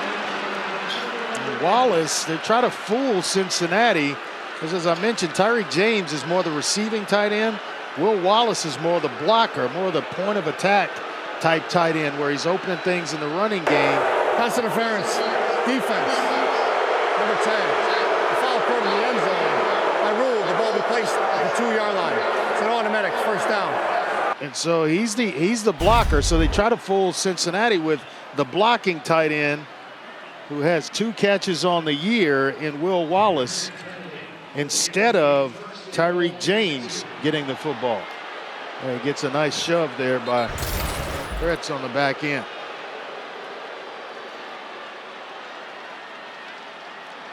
Just the 3rd penalty called against the Bearcats. Spears now wants the direct snap.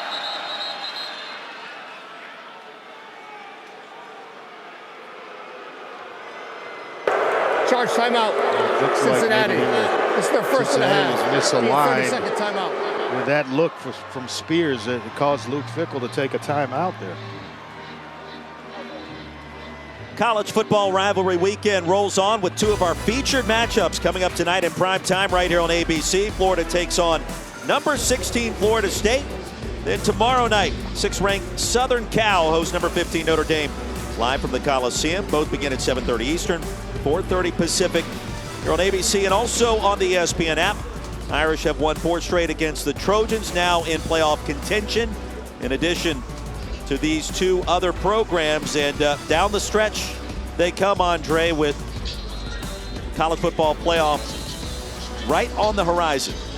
We'll find out next Sunday. I got to believe that USC has they can take care of business against Notre Dame, then finish out the year strong. They're the team. I mean, I don't have LSU winning the SEC championship game, so who knows? That's why we lace them up there.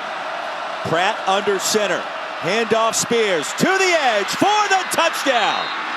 What a quick burst.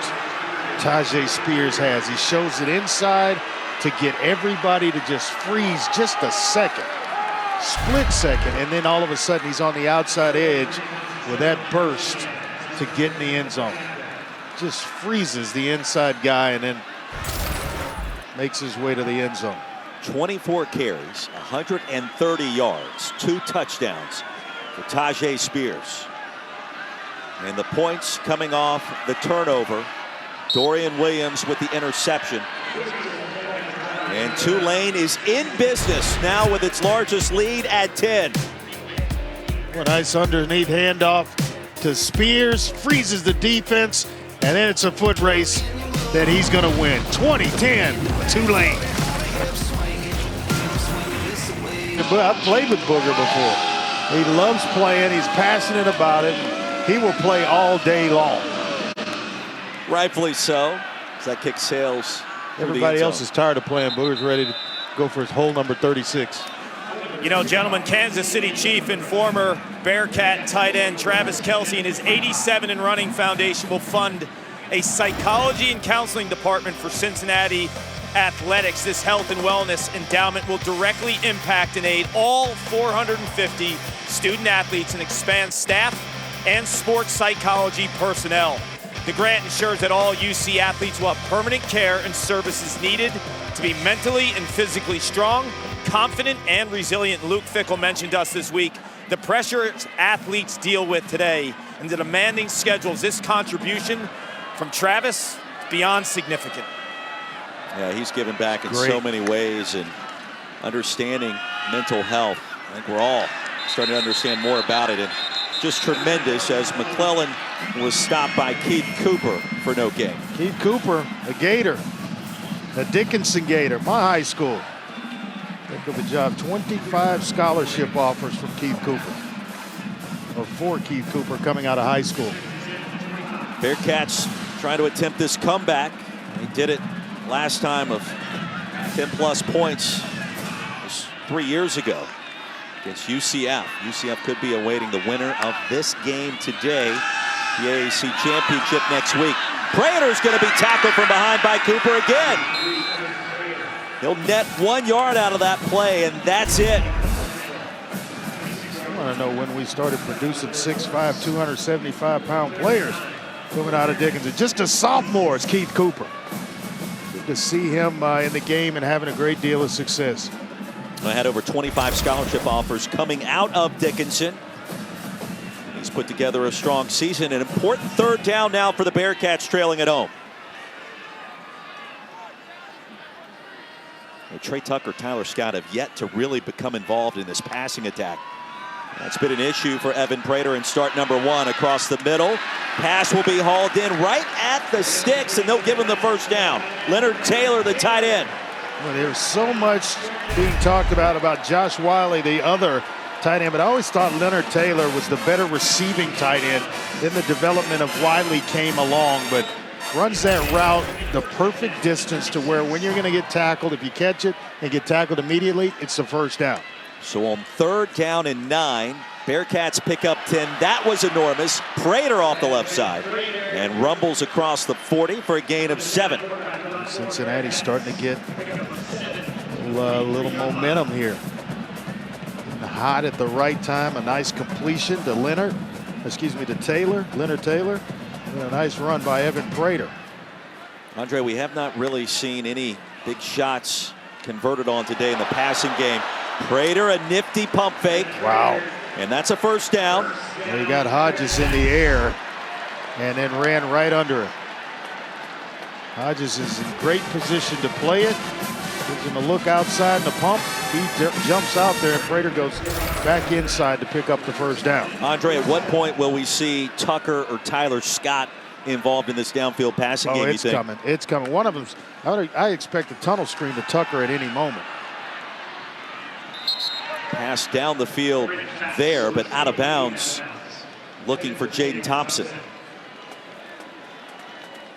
Yeah, 2 weeks ago in the game we called here, Cincinnati and East Carolina. Both guys scored. I mean, tunnel screens left and right, and they're going for big yardage. Yeah, he hit the tunnel screen to Trey Tucker, and then Ben Bryant came back later in the game and hit Tyler Scott on a post route.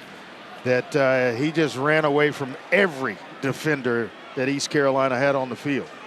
If you're just tuning in, Bryant out. The right foot injury appears to be done for the rest of this season. Second down. Toss sweep Montgomery. Plenty of real estate and a hurdle and a first down. They made Larry Brooks miss because Brooks is going low and he's as good a tackler as there is on this Tulane defense.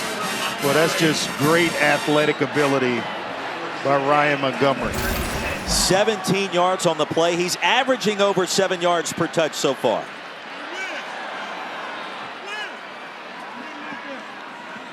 The hurdle is one of the more exciting plays in college football this season.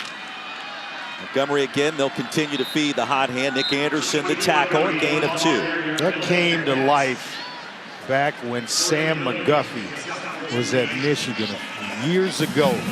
People started getting enough confidence or brave enough to start leaping defenders. I mean, you got to be careful. He used to do it in high school quite a bit as well. What decade was that? This was a few years ago. But McDuffie was special in terms of doing that. McClellan now the running back. Tucker went in motion. RPO, and Prater's going to keep it.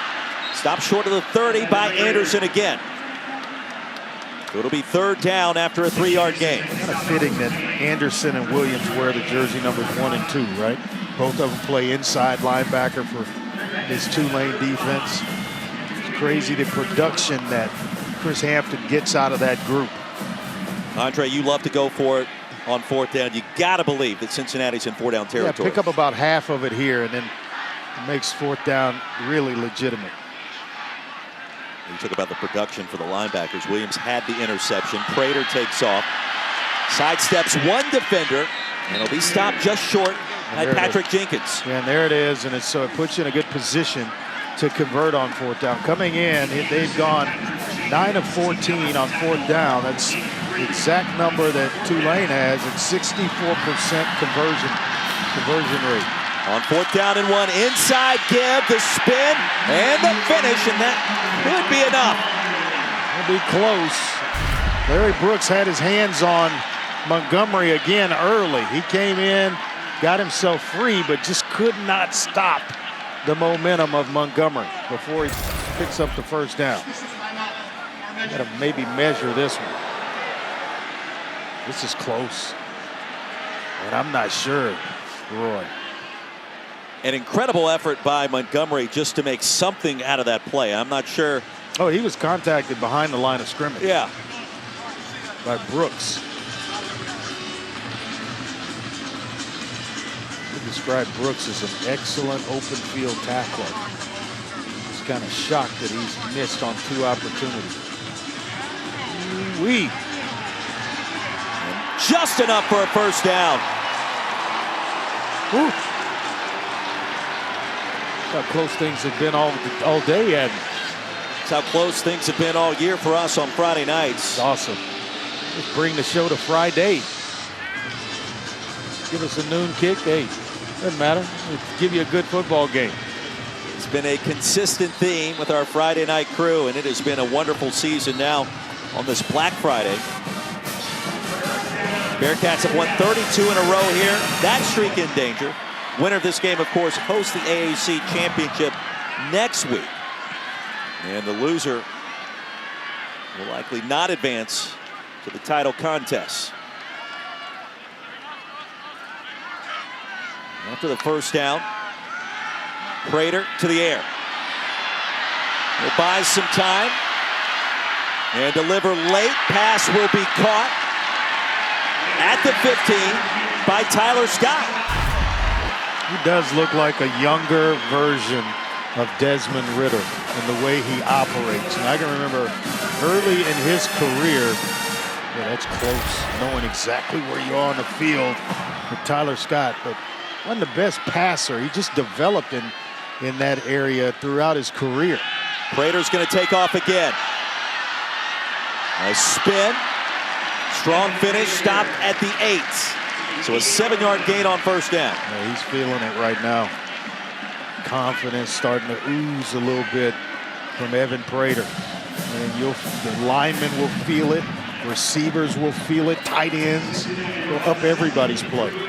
14th play of the drive coming up next. An absolute gotta have it for the Bearcats. They're just about eating up this third quarter. Wiley in motion. Montgomery, the running back. 22 off and running with a move and a touchdown.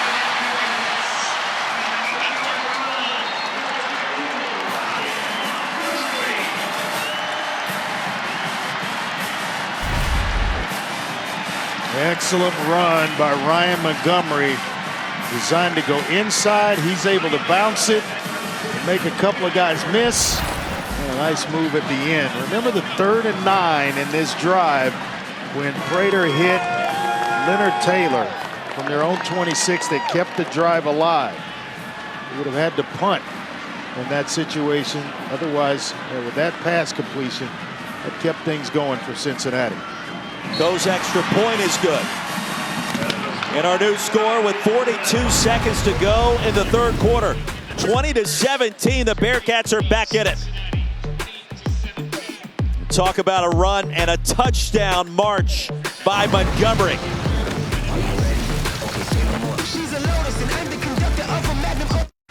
Championship next week and a 3-point affair. Lawrence Keys from his 3. Waiting on the convoy with a nice cut. And Keys stopped crossing the 30. Let's take a look at today's Aflac trivia question. We've talked a lot today about Cincinnati's home field winning streak, now reaching 32 games. Got to go all the way back to 2017 to find the last time the Bearcats lost here. Our question today is, who was the ESPN analyst for that game when the Bearcats last lost at Nippert Stadium? I might have been here. Think it was you? That was around the time I was coming here a lot. Oh, boy. I would bet on that. Have you seen him on Zoom calls after he's called a game and the team lost and he has to face that coach? Yeah, I'm betting on it.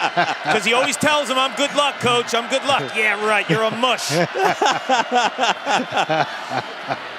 Pratt on the keeper to the edge and shoved out near the 35. Trying to do the math real quick. That's a long time ago. Yeah. I'll give you one more hint. They played Temple that night.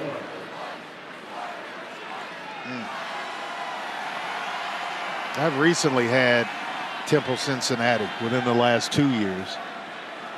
You said 2017? Yeah, it's been, what, 5 years almost? Yes, that's a minute. It's been a while. Final play of our third quarter, and what a game we have in our final 15 minutes. 20-17. Back with the final 15 after this message and a word from our ABC stations.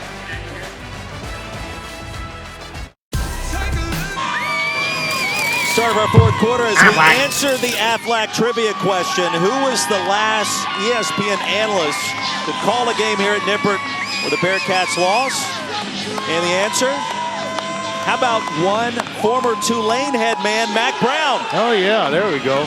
Versus Temple. I wanted all the pressure off me. And, of course, NC State of North Carolina follow us here on ABC. Mac Brown now leading the Tar Heels, who have already clinched the Coastal Division. Done a heck of a job in his return. First play of our fourth quarter, Tyjae Spears. Tulane leads by 3. He'll dart ahead close to first down yardage. The tackle by Ivan Pace. He's already up and over 130 yards rushing for the day was Tyjae Spears, and just continuing to add to that total. Oh, what a special player. Couldn't wait to carries. Yeah, I couldn't wait to see him play live. You watch the film and you see the subtle cuts, but it's on even more display when it's live today. Spears over 1,100 yards on the ground for this performance today and counting. Another touch. And spun down after a gain of 2. You're just happy that it wasn't you calling it, because you imagine couldn't get back you called that loss and then bookended it with this one today if that's how it unfolds. They couldn't get back in here. And don't think Luke Fickell for 1 minute wouldn't remember that. Especially now that it's out there. So. And Clark would be calling you out on Zoom calls forevermore. I'm safe. 1 minute into our fourth quarter. Tyjae Spears has accounted for almost 60% of Tulane's total offense today. Keys goes in motion. He's been a weapon as well. And the jet sweep, the handoff. What a pick block. up the first down. Boy, I love the unselfishness of Tyjae Spears. Guys are blocking for him and fighting and scratching for him over and over every single time he touches it. Watch 22 get out in front of Lawrence Keys and throw a nice block to allow Keys to pick up the first down. Just a heck of a block to occupy Arquan Bush. And then Keys turns the corner to pick up the first. Amazing. So Spears producing on the ground and doing the dirty work. Now in plus territory, Spears again, a short pickup. You know, you see the jump cut ability, the explosiveness of Tyjae Spears. What you don't see, Michael Pratt told me, is his intent, his attitude, how effortless he is in terms of being an amazing teammate. He called him inspirational. And Andre, I know you like this. Like, body language means something when it comes to an athlete. When I'm on the field and I watch Tyjae Spears, the way he handles himself, it's amazing. Well, body language does matter. 2nd down and 7. Spears again. They keep feeding number 22, and he keeps responding. It'll be 3rd down and 2 yards coming up after the tackle by Taylor. To Clark's point, the good ones, the great ones, make it look easy. You know, it's all, watching Barry Sanders run a ball, he's kind of floating along, and then all of a sudden, a couple of moves on a defender, and he's by him, and then it's a foot race. You get some of those same things from Tyjae Spears, where he never looks like he's in a hurry, but he's always gaining positive yards. Green Wave bringing an extra offensive lineman, direct snap to Spears, and I don't think so. Tackled at the line, and the penetration came in from Jawan Briggs. Her knee just tapped down. Looks like he might have slipped as he was engaging the line of scrimmage. He actually was tripped by Hermitage, the right guard. Trying to pull him across, and he just kind of gets in the way of Tyjae Spears. Nippert on its feet for 4th down.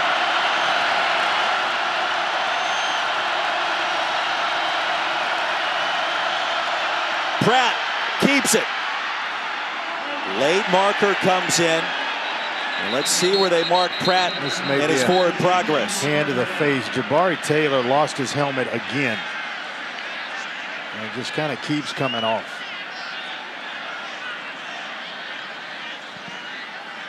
An important call coming up here on one of the biggest plays of the afternoon so far. That flag came in quickly, didn't it? Where the initial spot does not look advantageous for Michael Pratt either.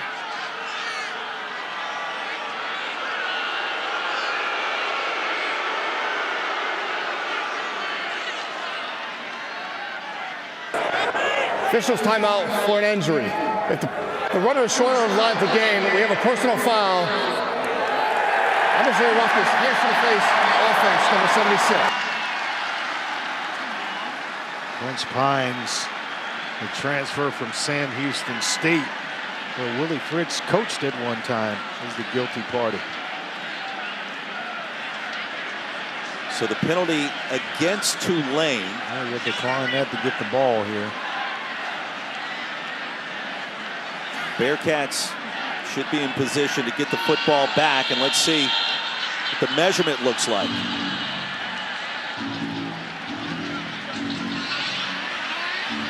Well, both teams lined up right there on the line of scrimmage. Kind of a close call for the defense. Keep an eye here. Sure the number, but there may have been an offsides that was missed.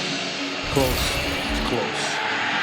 Pratt was spotted short. Cincinnati gets it back.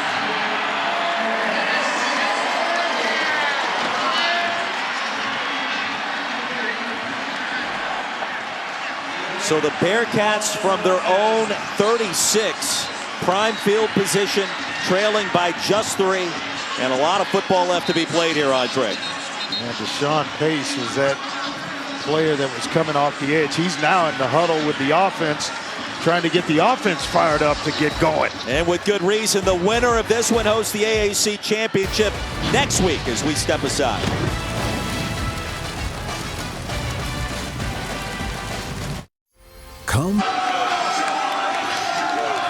Welcome back to ESPN College Football, presented by Arby's. A great crowd on hand, the 11th straight sellout here at Nippert Stadium. What has been a spectacular Black Friday afternoon. 3-point lead for the visitors. The number 19, Tulane Green Wave, against the defending champs. Bearcats have the football. Cincinnati has not yet led in this game. And a handoff to Ryan Montgomery. Tackled by Darius Hodges after a 1-yard gain. Well, he has been everywhere. Hodges playing one of the better games. Waited till the end to play have one of his finer games. Do you trust Prater enough to take a shot at some point? I keep this ball on the ground where they've had the success right now. I love how you answered that question. Deep handoff, Montgomery upended at the 42, and quickly it's 3rd down after a 4-yard gain. The tackle by Brooks. As both teams are closing in on 200 yards rushing, neither has 100 yards through the air. And Brooks, the injured Tulane player. How active has Larry Brooks been so far today? He has been all over the place. They could ill afford to lose Larry Brooks. Strong safety out of Fort Worth, Texas. And an injury timeout as we step aside in Cincinnati.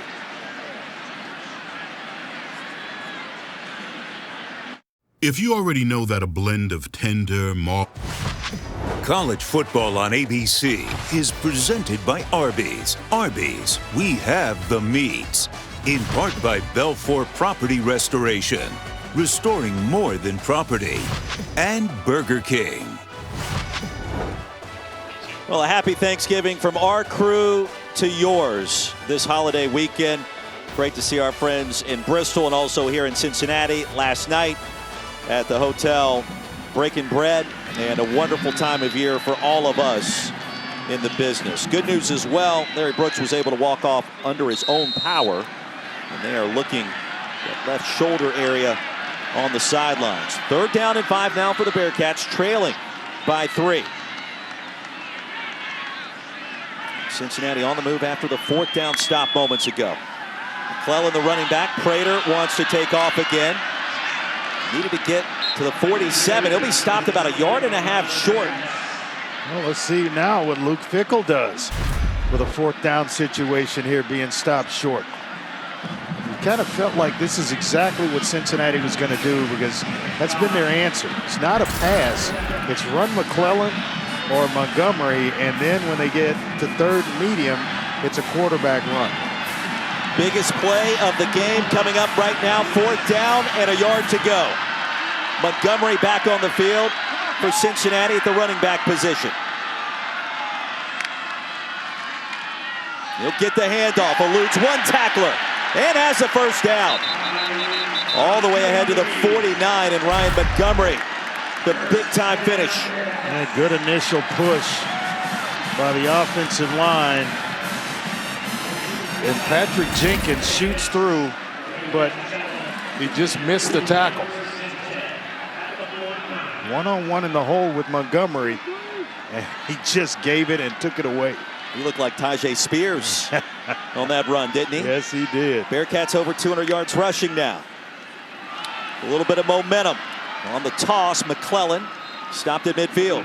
Nick Anderson. Yeah, nice job by Anderson. He had gotten out of the play and then spun around and got himself right back in it. And these two linebackers, Williams and Anderson, they are as good as we've seen all year. How about these two teams today, these two coaches, Luke Fickell, Willie Fritz? Nobody's panicked. Nobody's pressed. Just calm as all get out. Yeah, that button to try to accelerate things. They have been content to play this kind of game, this style of game. Prater heaves one incomplete. Trey Tucker was in the area, and that pass just sailed as Jarius Monroe applied the pressure. Well, he took a shot. Monroe with a delayed corner blitz. He is a tough boundary corner. It was closest to his side on the boundary. He disappears and passes the receiver off to the safety. He's able to get there and disrupt things. Prater now 9 of 19. It's 3rd down and 9 for Cincinnati. And again, you wonder, when does Trey Tucker or Tyler Scott get their opportunity to make a big play against this stingy Tulane defense? Prater off the pump fake. Prater out of bounds and incomplete. Will Pauling, the intended receiver, he had all day to throw. And the offensive line had defensive linemen pinned on the ground. They could no longer rush. He had all day back there to survey the field. No one comes open. Not sure who it was that fell rushing in the middle, but he's just pinned on the ground. It's a lot of time. And we've talked a lot about Tulane defense. Play caller Chris Hampton, the great job he's done this year. We were very impressed with him this week in our first conversations with him. Remember that drive that Tulane had that went 8 plus minutes, or 8:25 or so, ended in a touchdown? This is their first of the half. After going 22 seconds, they need one of those right now. That's ball game if they're able to put a drive like that together. Timeout was called, obviously before the snap, as the Bearcats look to punt the football. Let's take a look at the All-State Playoff Predictor. Obviously big games this weekend, all a part of rivalry weekend. And as it stands right now, the teams at the top, think about Georgia, Ohio State, not locks, but just about there. And then, of course, the game tomorrow between the Buckeyes and the Wolverines. That could change the percentages with those two. Oh, no doubt. Somebody's going to fall. There'll be a winner in that game out of 2 and 3, with teams sitting just on the outside looking in. Teams like USC and Clemson, LSU. The only way I think LSU gets in is that they just outright win the SEC championship game. Yeah, that's it. They got to beat Georgia. The only way. Yeah, they got to beat Georgia to go. They are taking one more look at that 3rd down and long grab near the sideline that was ruled incomplete. You only need 1 foot down in college. Ruling on the field was out of bounds, and I'm not sure that you can see it. Oh. Still don't know. 1 foot is in. The question is, did the other foot come down out of bounds first? That looks like a toe tap. Gonna have to splice looks together, timeline them and everything. And in addition, does he have control when that foot touches the green grass? Well, that look, I don't know whose foot is whose.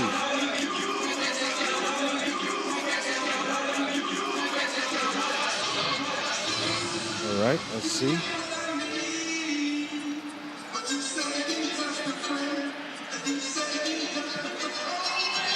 The foot comes down inbounds before the other foot comes down out of bounds. Is there enough there to overturn the call on the field? Andre Ware. There's enough if it's down. I just don't know with slow motion if there's air under it, light under it, or if it actually, touched down. On a turf field, you're usually seeing something fly up. The shavings of the turf fly up that gives you an indication of where the toe actually came down. We don't know if it's just kind of magically dragging over before it goes down or if it's actually down. So I would say no. Michael Stevens terms enough to overturn it. Is our replay official, and that's what makes the call on the field so important. So I've got about 50% of the audience is saying no if you're a Tulane fan, and the other 50% are saying yes, he's in bounds if you're Cincy. After further review. It'll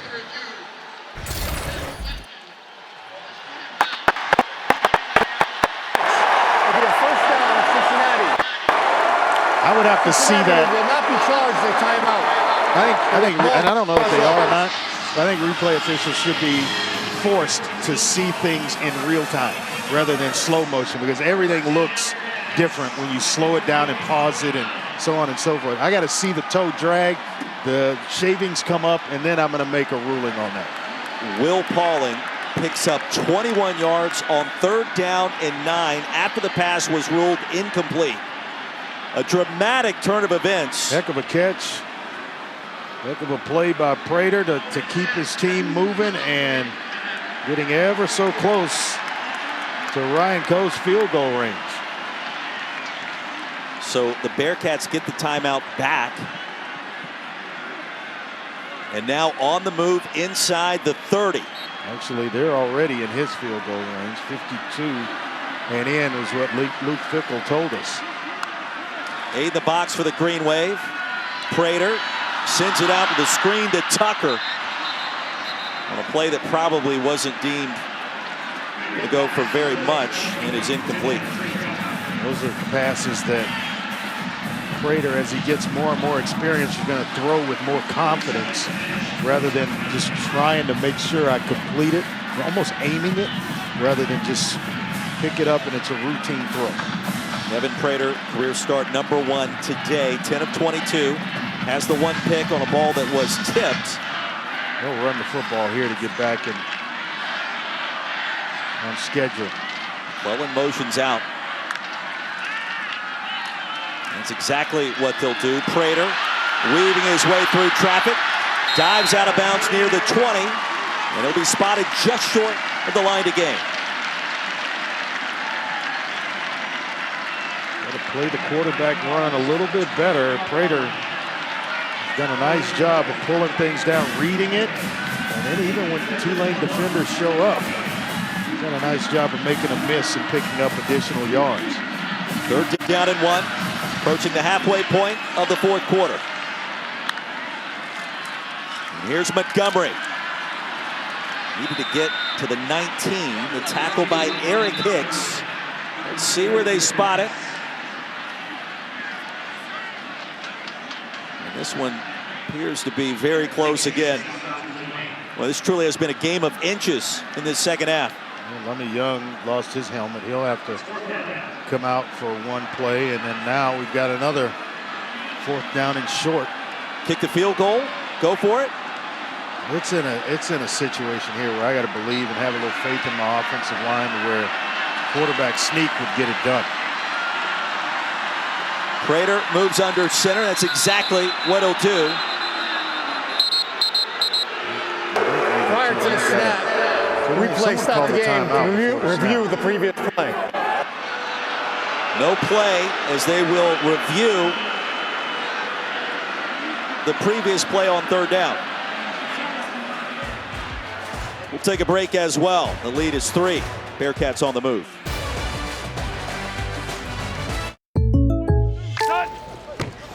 Jake from State Farm. Look, I want that personal price plan, so I'm going to level with you. I've literally never washed Patrick's practice jersey. Matchups in the Fiesta and Peach Bowls to be played on New Year's Eve on ESPN. Reese Davis and the guys will unveil the New Year's 6 bowl games as well, plus the final top 25 rankings in this 4-hour special. Starts at noon Eastern, 9 a.m. Pacific, after Sunday NFL Countdown on ESPN and also the ESPN app. Replay confirmed the 3rd down play, and now 4th and short for the Bearcats. Prater straight ahead. Didn't need much. If he crossed the 19, that should be enough, and the question is, did he? He crossed the 20. I don't know that he crossed the 19. They signaled 1st down after the tackle by Dorian Williams.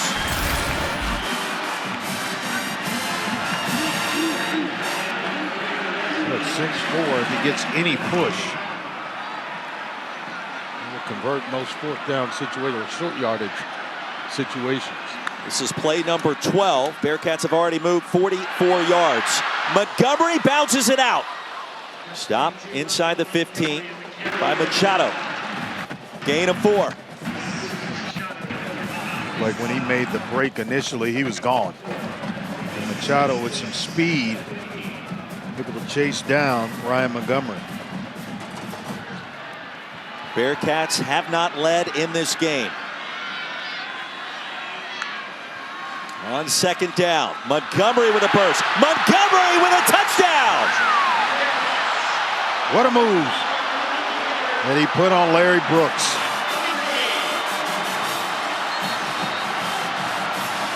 Well, he has had 2 outstanding moves near the goal line to get himself in for touchdowns.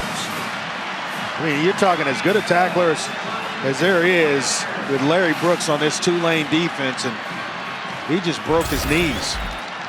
Just collapsed him down.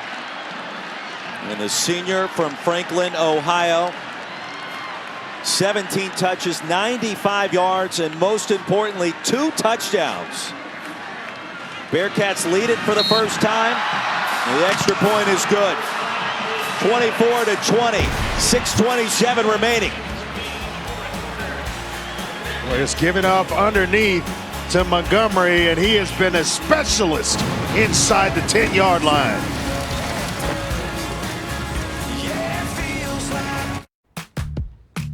Nope. Nope. Come on, him. Ooh, I like him. Ryan Montgomery getting the job done, banging the drum.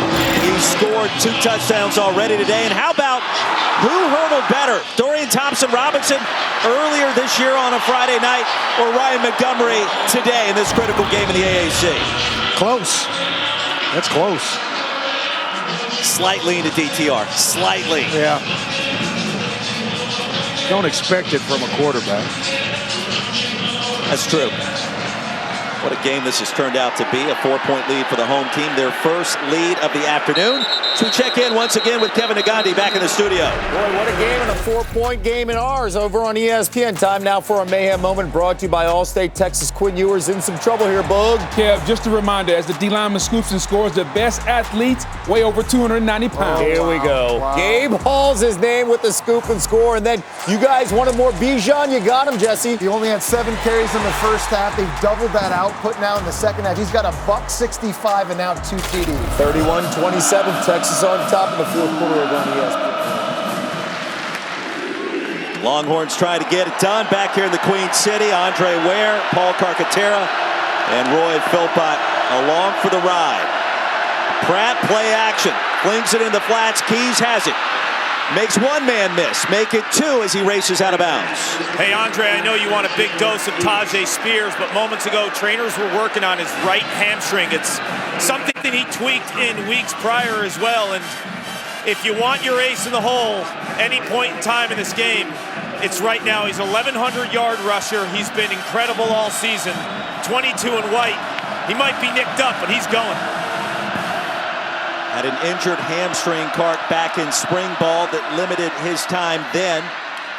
Picks up the first down here on his 30th carry of the ball game, Andre. Yeah. Roy's my witness. I said during our break that they needed to have 2 positive plays without Tajay Spears being involved in them. Pratt took a huge shot that first play by Ivan Pace, but kind of felt like they needed to do that just to open things up for Spears, because you know he's going to be a big part on this drive, but they've got to show other players can make plays as well. They'll fake it to Spears.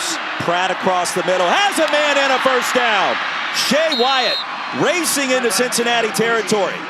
Had that exact same play in the first quarter, and Shea Wyatt put it on the ground. Here, Pratt's going to put it in a place where he can't drop it. I mean, that's about as perfect as you can place the football. They throw and catch, and Tulane is on the move. It's a gain of 33 yards. Pratt now over 100 yards passing. To the end zone. Pass is caught! And the Green Waver back in front. It's Deuce Watts. My goodness. Under 100 yards when this drive started. And then all of a sudden, you ask Michael Pratt to go lead his team. Exactly what he did. 2 big pass plays to Wyatt. And then the next one coming to Watts, the other wide receiver on the other side. And this was an adjustment. It was supposed to have been a hitch route. Watts converted it to a fade. And then Pratt reorganized, set his feet, and then threw a dart down the field for a touchdown. 7th touchdown reception of the season for the senior Deuce Watts, and his first grab of the game today. What a throw and catch. It was going to be a hitch. Saw this corner just sitting there, decided to convert. And the quarterback is on the same page. He lets one go, trusting the receiver. Well, that's good work. Right over the top of Arquan Bush. And a brand new game once again. Tulane with a 3-point lead, 5:10 to go. And Pratt's last two throws went for 33 and 30. Those long completions. Did they score too quick, Bill Pott? 5:10 left, a lot of time, timeouts. But the way Cincinnati's been going about its business, they've been chewing up the clock. And so you got to stop them here. All they need is a field goal to tie this thing up, or you score a touchdown, and now it puts a little bit more pressure on Tulane's sideline to duplicate exactly what they just did.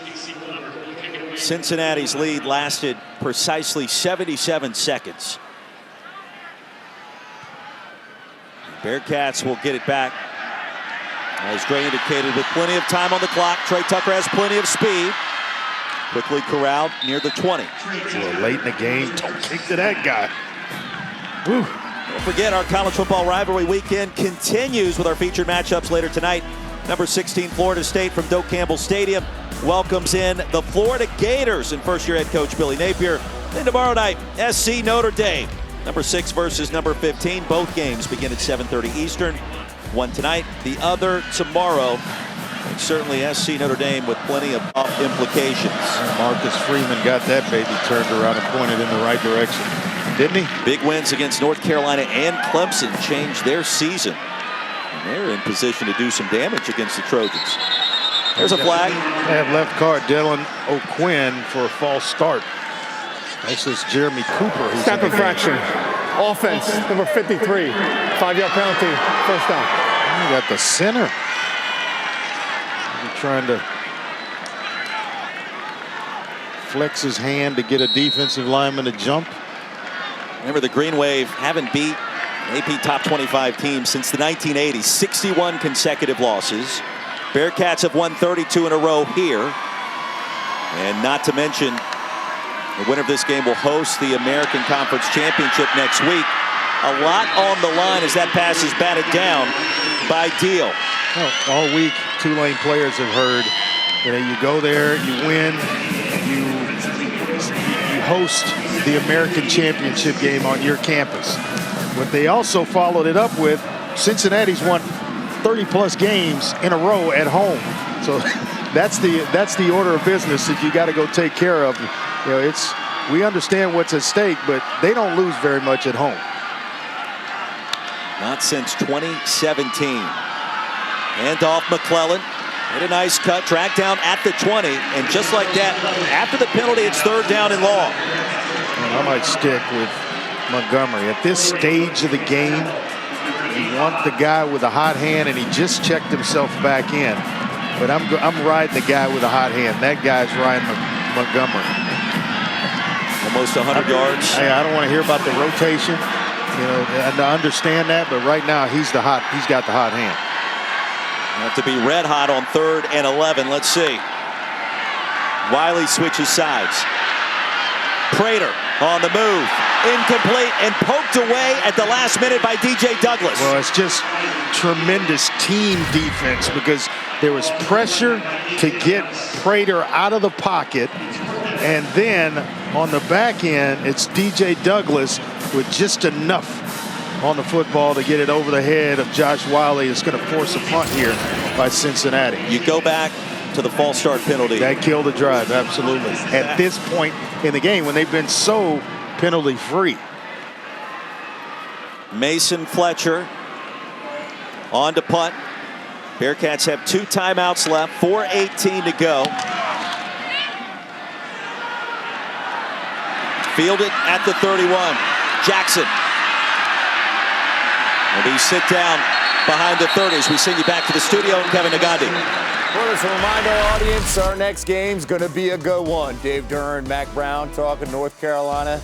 North Carolina State less than 14 minutes away, and reminding you also another rivalry that's going on between Texas and Baylor. Another rushing touchdown for the Longhorns. Right now, they're up 38-27 with under 4 minutes to go over on ESPN. Roll back to you. Big performance there as Texas tries to close out Steve Sarkisian's second year in strong fashion. Close out their time in the Big 12 because you can't make me believe they're going to be there next year. Oh boy. They'll be in the SEC next year. They'll figure everything out financially and get it done. Well, he snuck that one in there on me. Spears straight ahead. And on first down, he'll gain 2. The tackle by Phillips. And we'll see if Cincinnati wants to use a timeout here. We have 2 remaining. Second down and 8.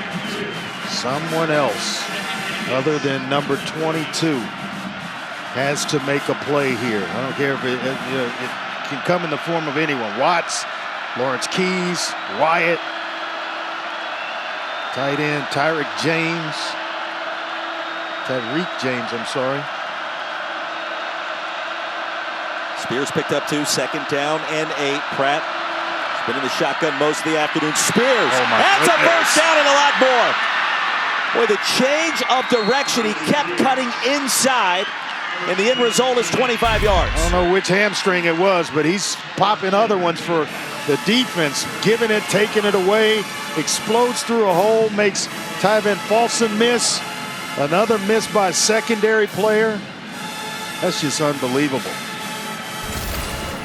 On carry number 32 today, he picks up the 25, and that's a new career high with 32 touches. He is going to make some pro franchise very, very happy next season. No question.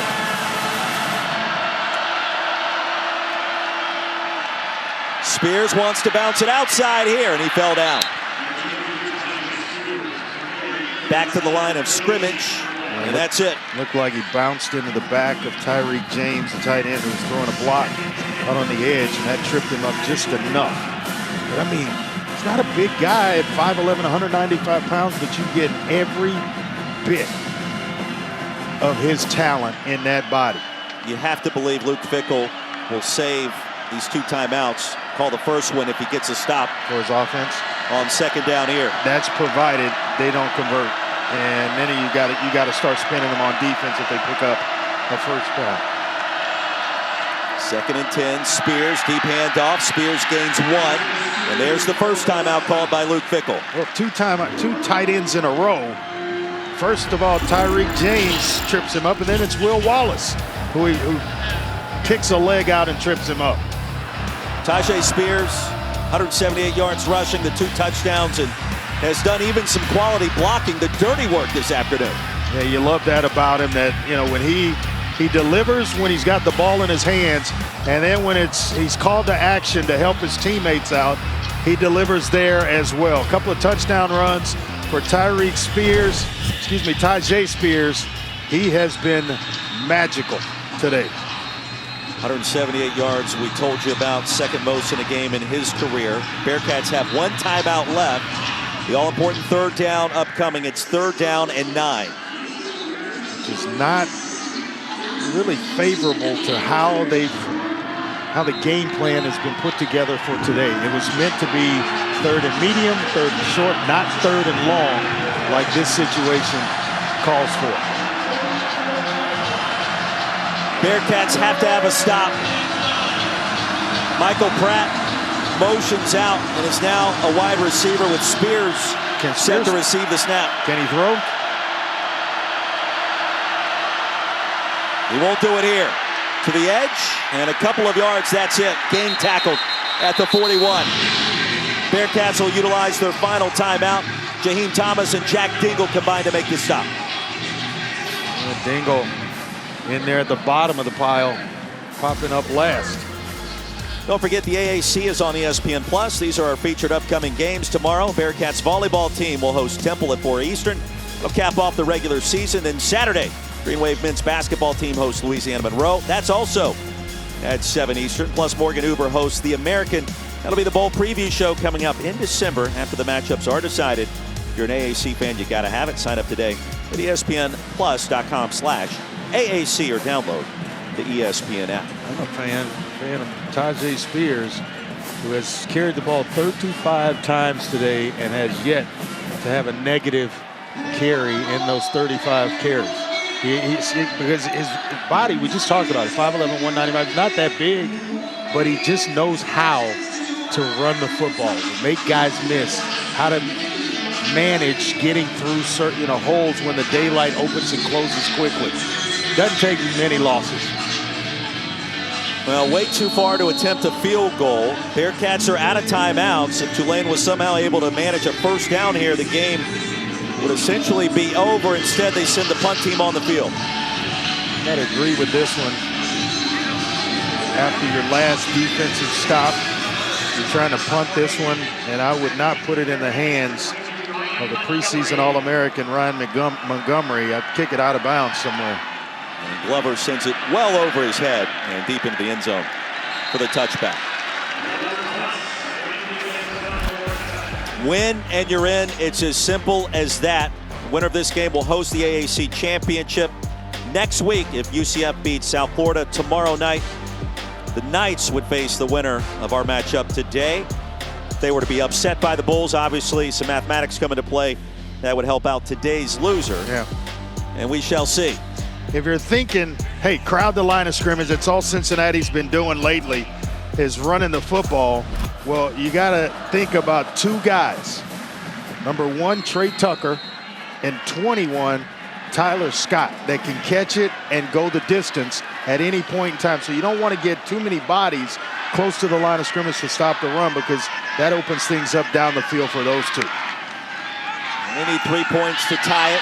No timeouts to work with. Prater was hit as he threw it, and it's incomplete.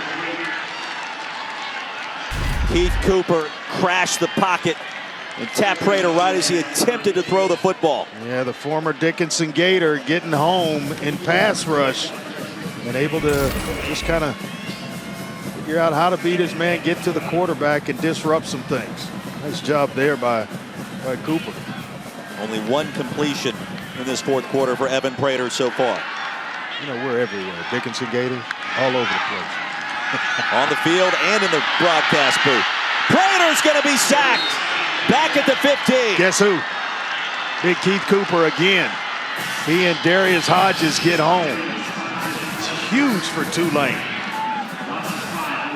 So a loss of 5 makes it 3rd and 15. Bearcats got to go. Prater pressured again. He escapes. Heaves one deep. And incomplete. Wiley was the intended receiver.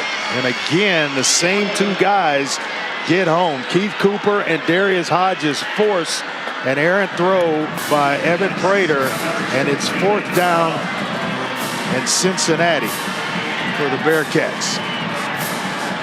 Cincinnati has won 32 games in a row at Nippert Stadium. Back-to-back AAC championships. A stop here by the Green Wave, and all that comes to a halt today. And a timeout Charge call. timeout, Tulane. Just a couple of kneel downs if they stop this 4th and 15, but still work to do. So Tulane calls the timeout. The big story today, Tajay Spears, 35 carries, 180 yards, as we check in again with Kevin Nagandi. Reminding you, of course, coming up, Drake May, under 5 minutes to go, North Carolina, NC State.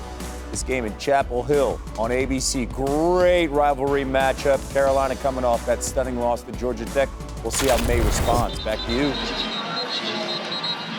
Yeah, the Tar Heels representing the Coastal Division in the AACC championship game next weekend in Charlotte. Drake May can throw it around, can he? I think he was really one of the front runners for the Heisman before last week's loss to Georgia Tech, which is so hard to explain. No doubt. But plant your feet at about 12 to 13 yards and don't move. 4th down and 15. It all comes down to this. Prater with time. Heaves a pass that is incomplete. It was dropped. Tyler Scott. Right in his breadbasket, right in the chest. Between the 2 and the 1, it's thrown on time. If Scott catches that, it's a race, a foot race with a safety. What a throw. Looking the defenders off, comes back right, and it's on the money. On the money. Well, you saw Clark was able to get right in front of his field division as that pass arrived. Still a play that Tyler Scott would tell you he should have made. And how about the Tulane Green Wave, 2-10 a season ago, displaced by Hurricane Ida. Just flip the record around, 10-2 now. One more kneel down, that's exactly where they'll be. And the turnaround job executed successfully by Willie Fritz, now complete. For the first time ever, Tulane will play for a conference championship in a conference championship game next week. How did they do it? Tons of experience returned for this Green Waves team. 9 starters on offense, 9 starters on defense were back. An experienced quarterback and one heck of a running back in Tajay Spears. Tulane on the road gets it done. 27-24, the final score from Cincinnati, Ohio. And one step closer to a New Year's Six bowl appearance in the Cotton Bowl. Green Wave going back to the Crescent City, feeling good about life and hosting next week's AAC Championship tilt. They will await the winner out of South Florida and Central Florida, who already took down the Green Wave once this year, 38-31. 27-24, the final for Andre Ware and Paul Carcaterra. I'm Roy Philpott saying so long from Cincinnati as we send you back to the studio and Kevin Agandi. Well, thank you so much. We are minutes away. Thayer Thomas a year ago, 4 catches and a touchdown in that comeback victory over North Carolina. We got the rematch, the rivalry.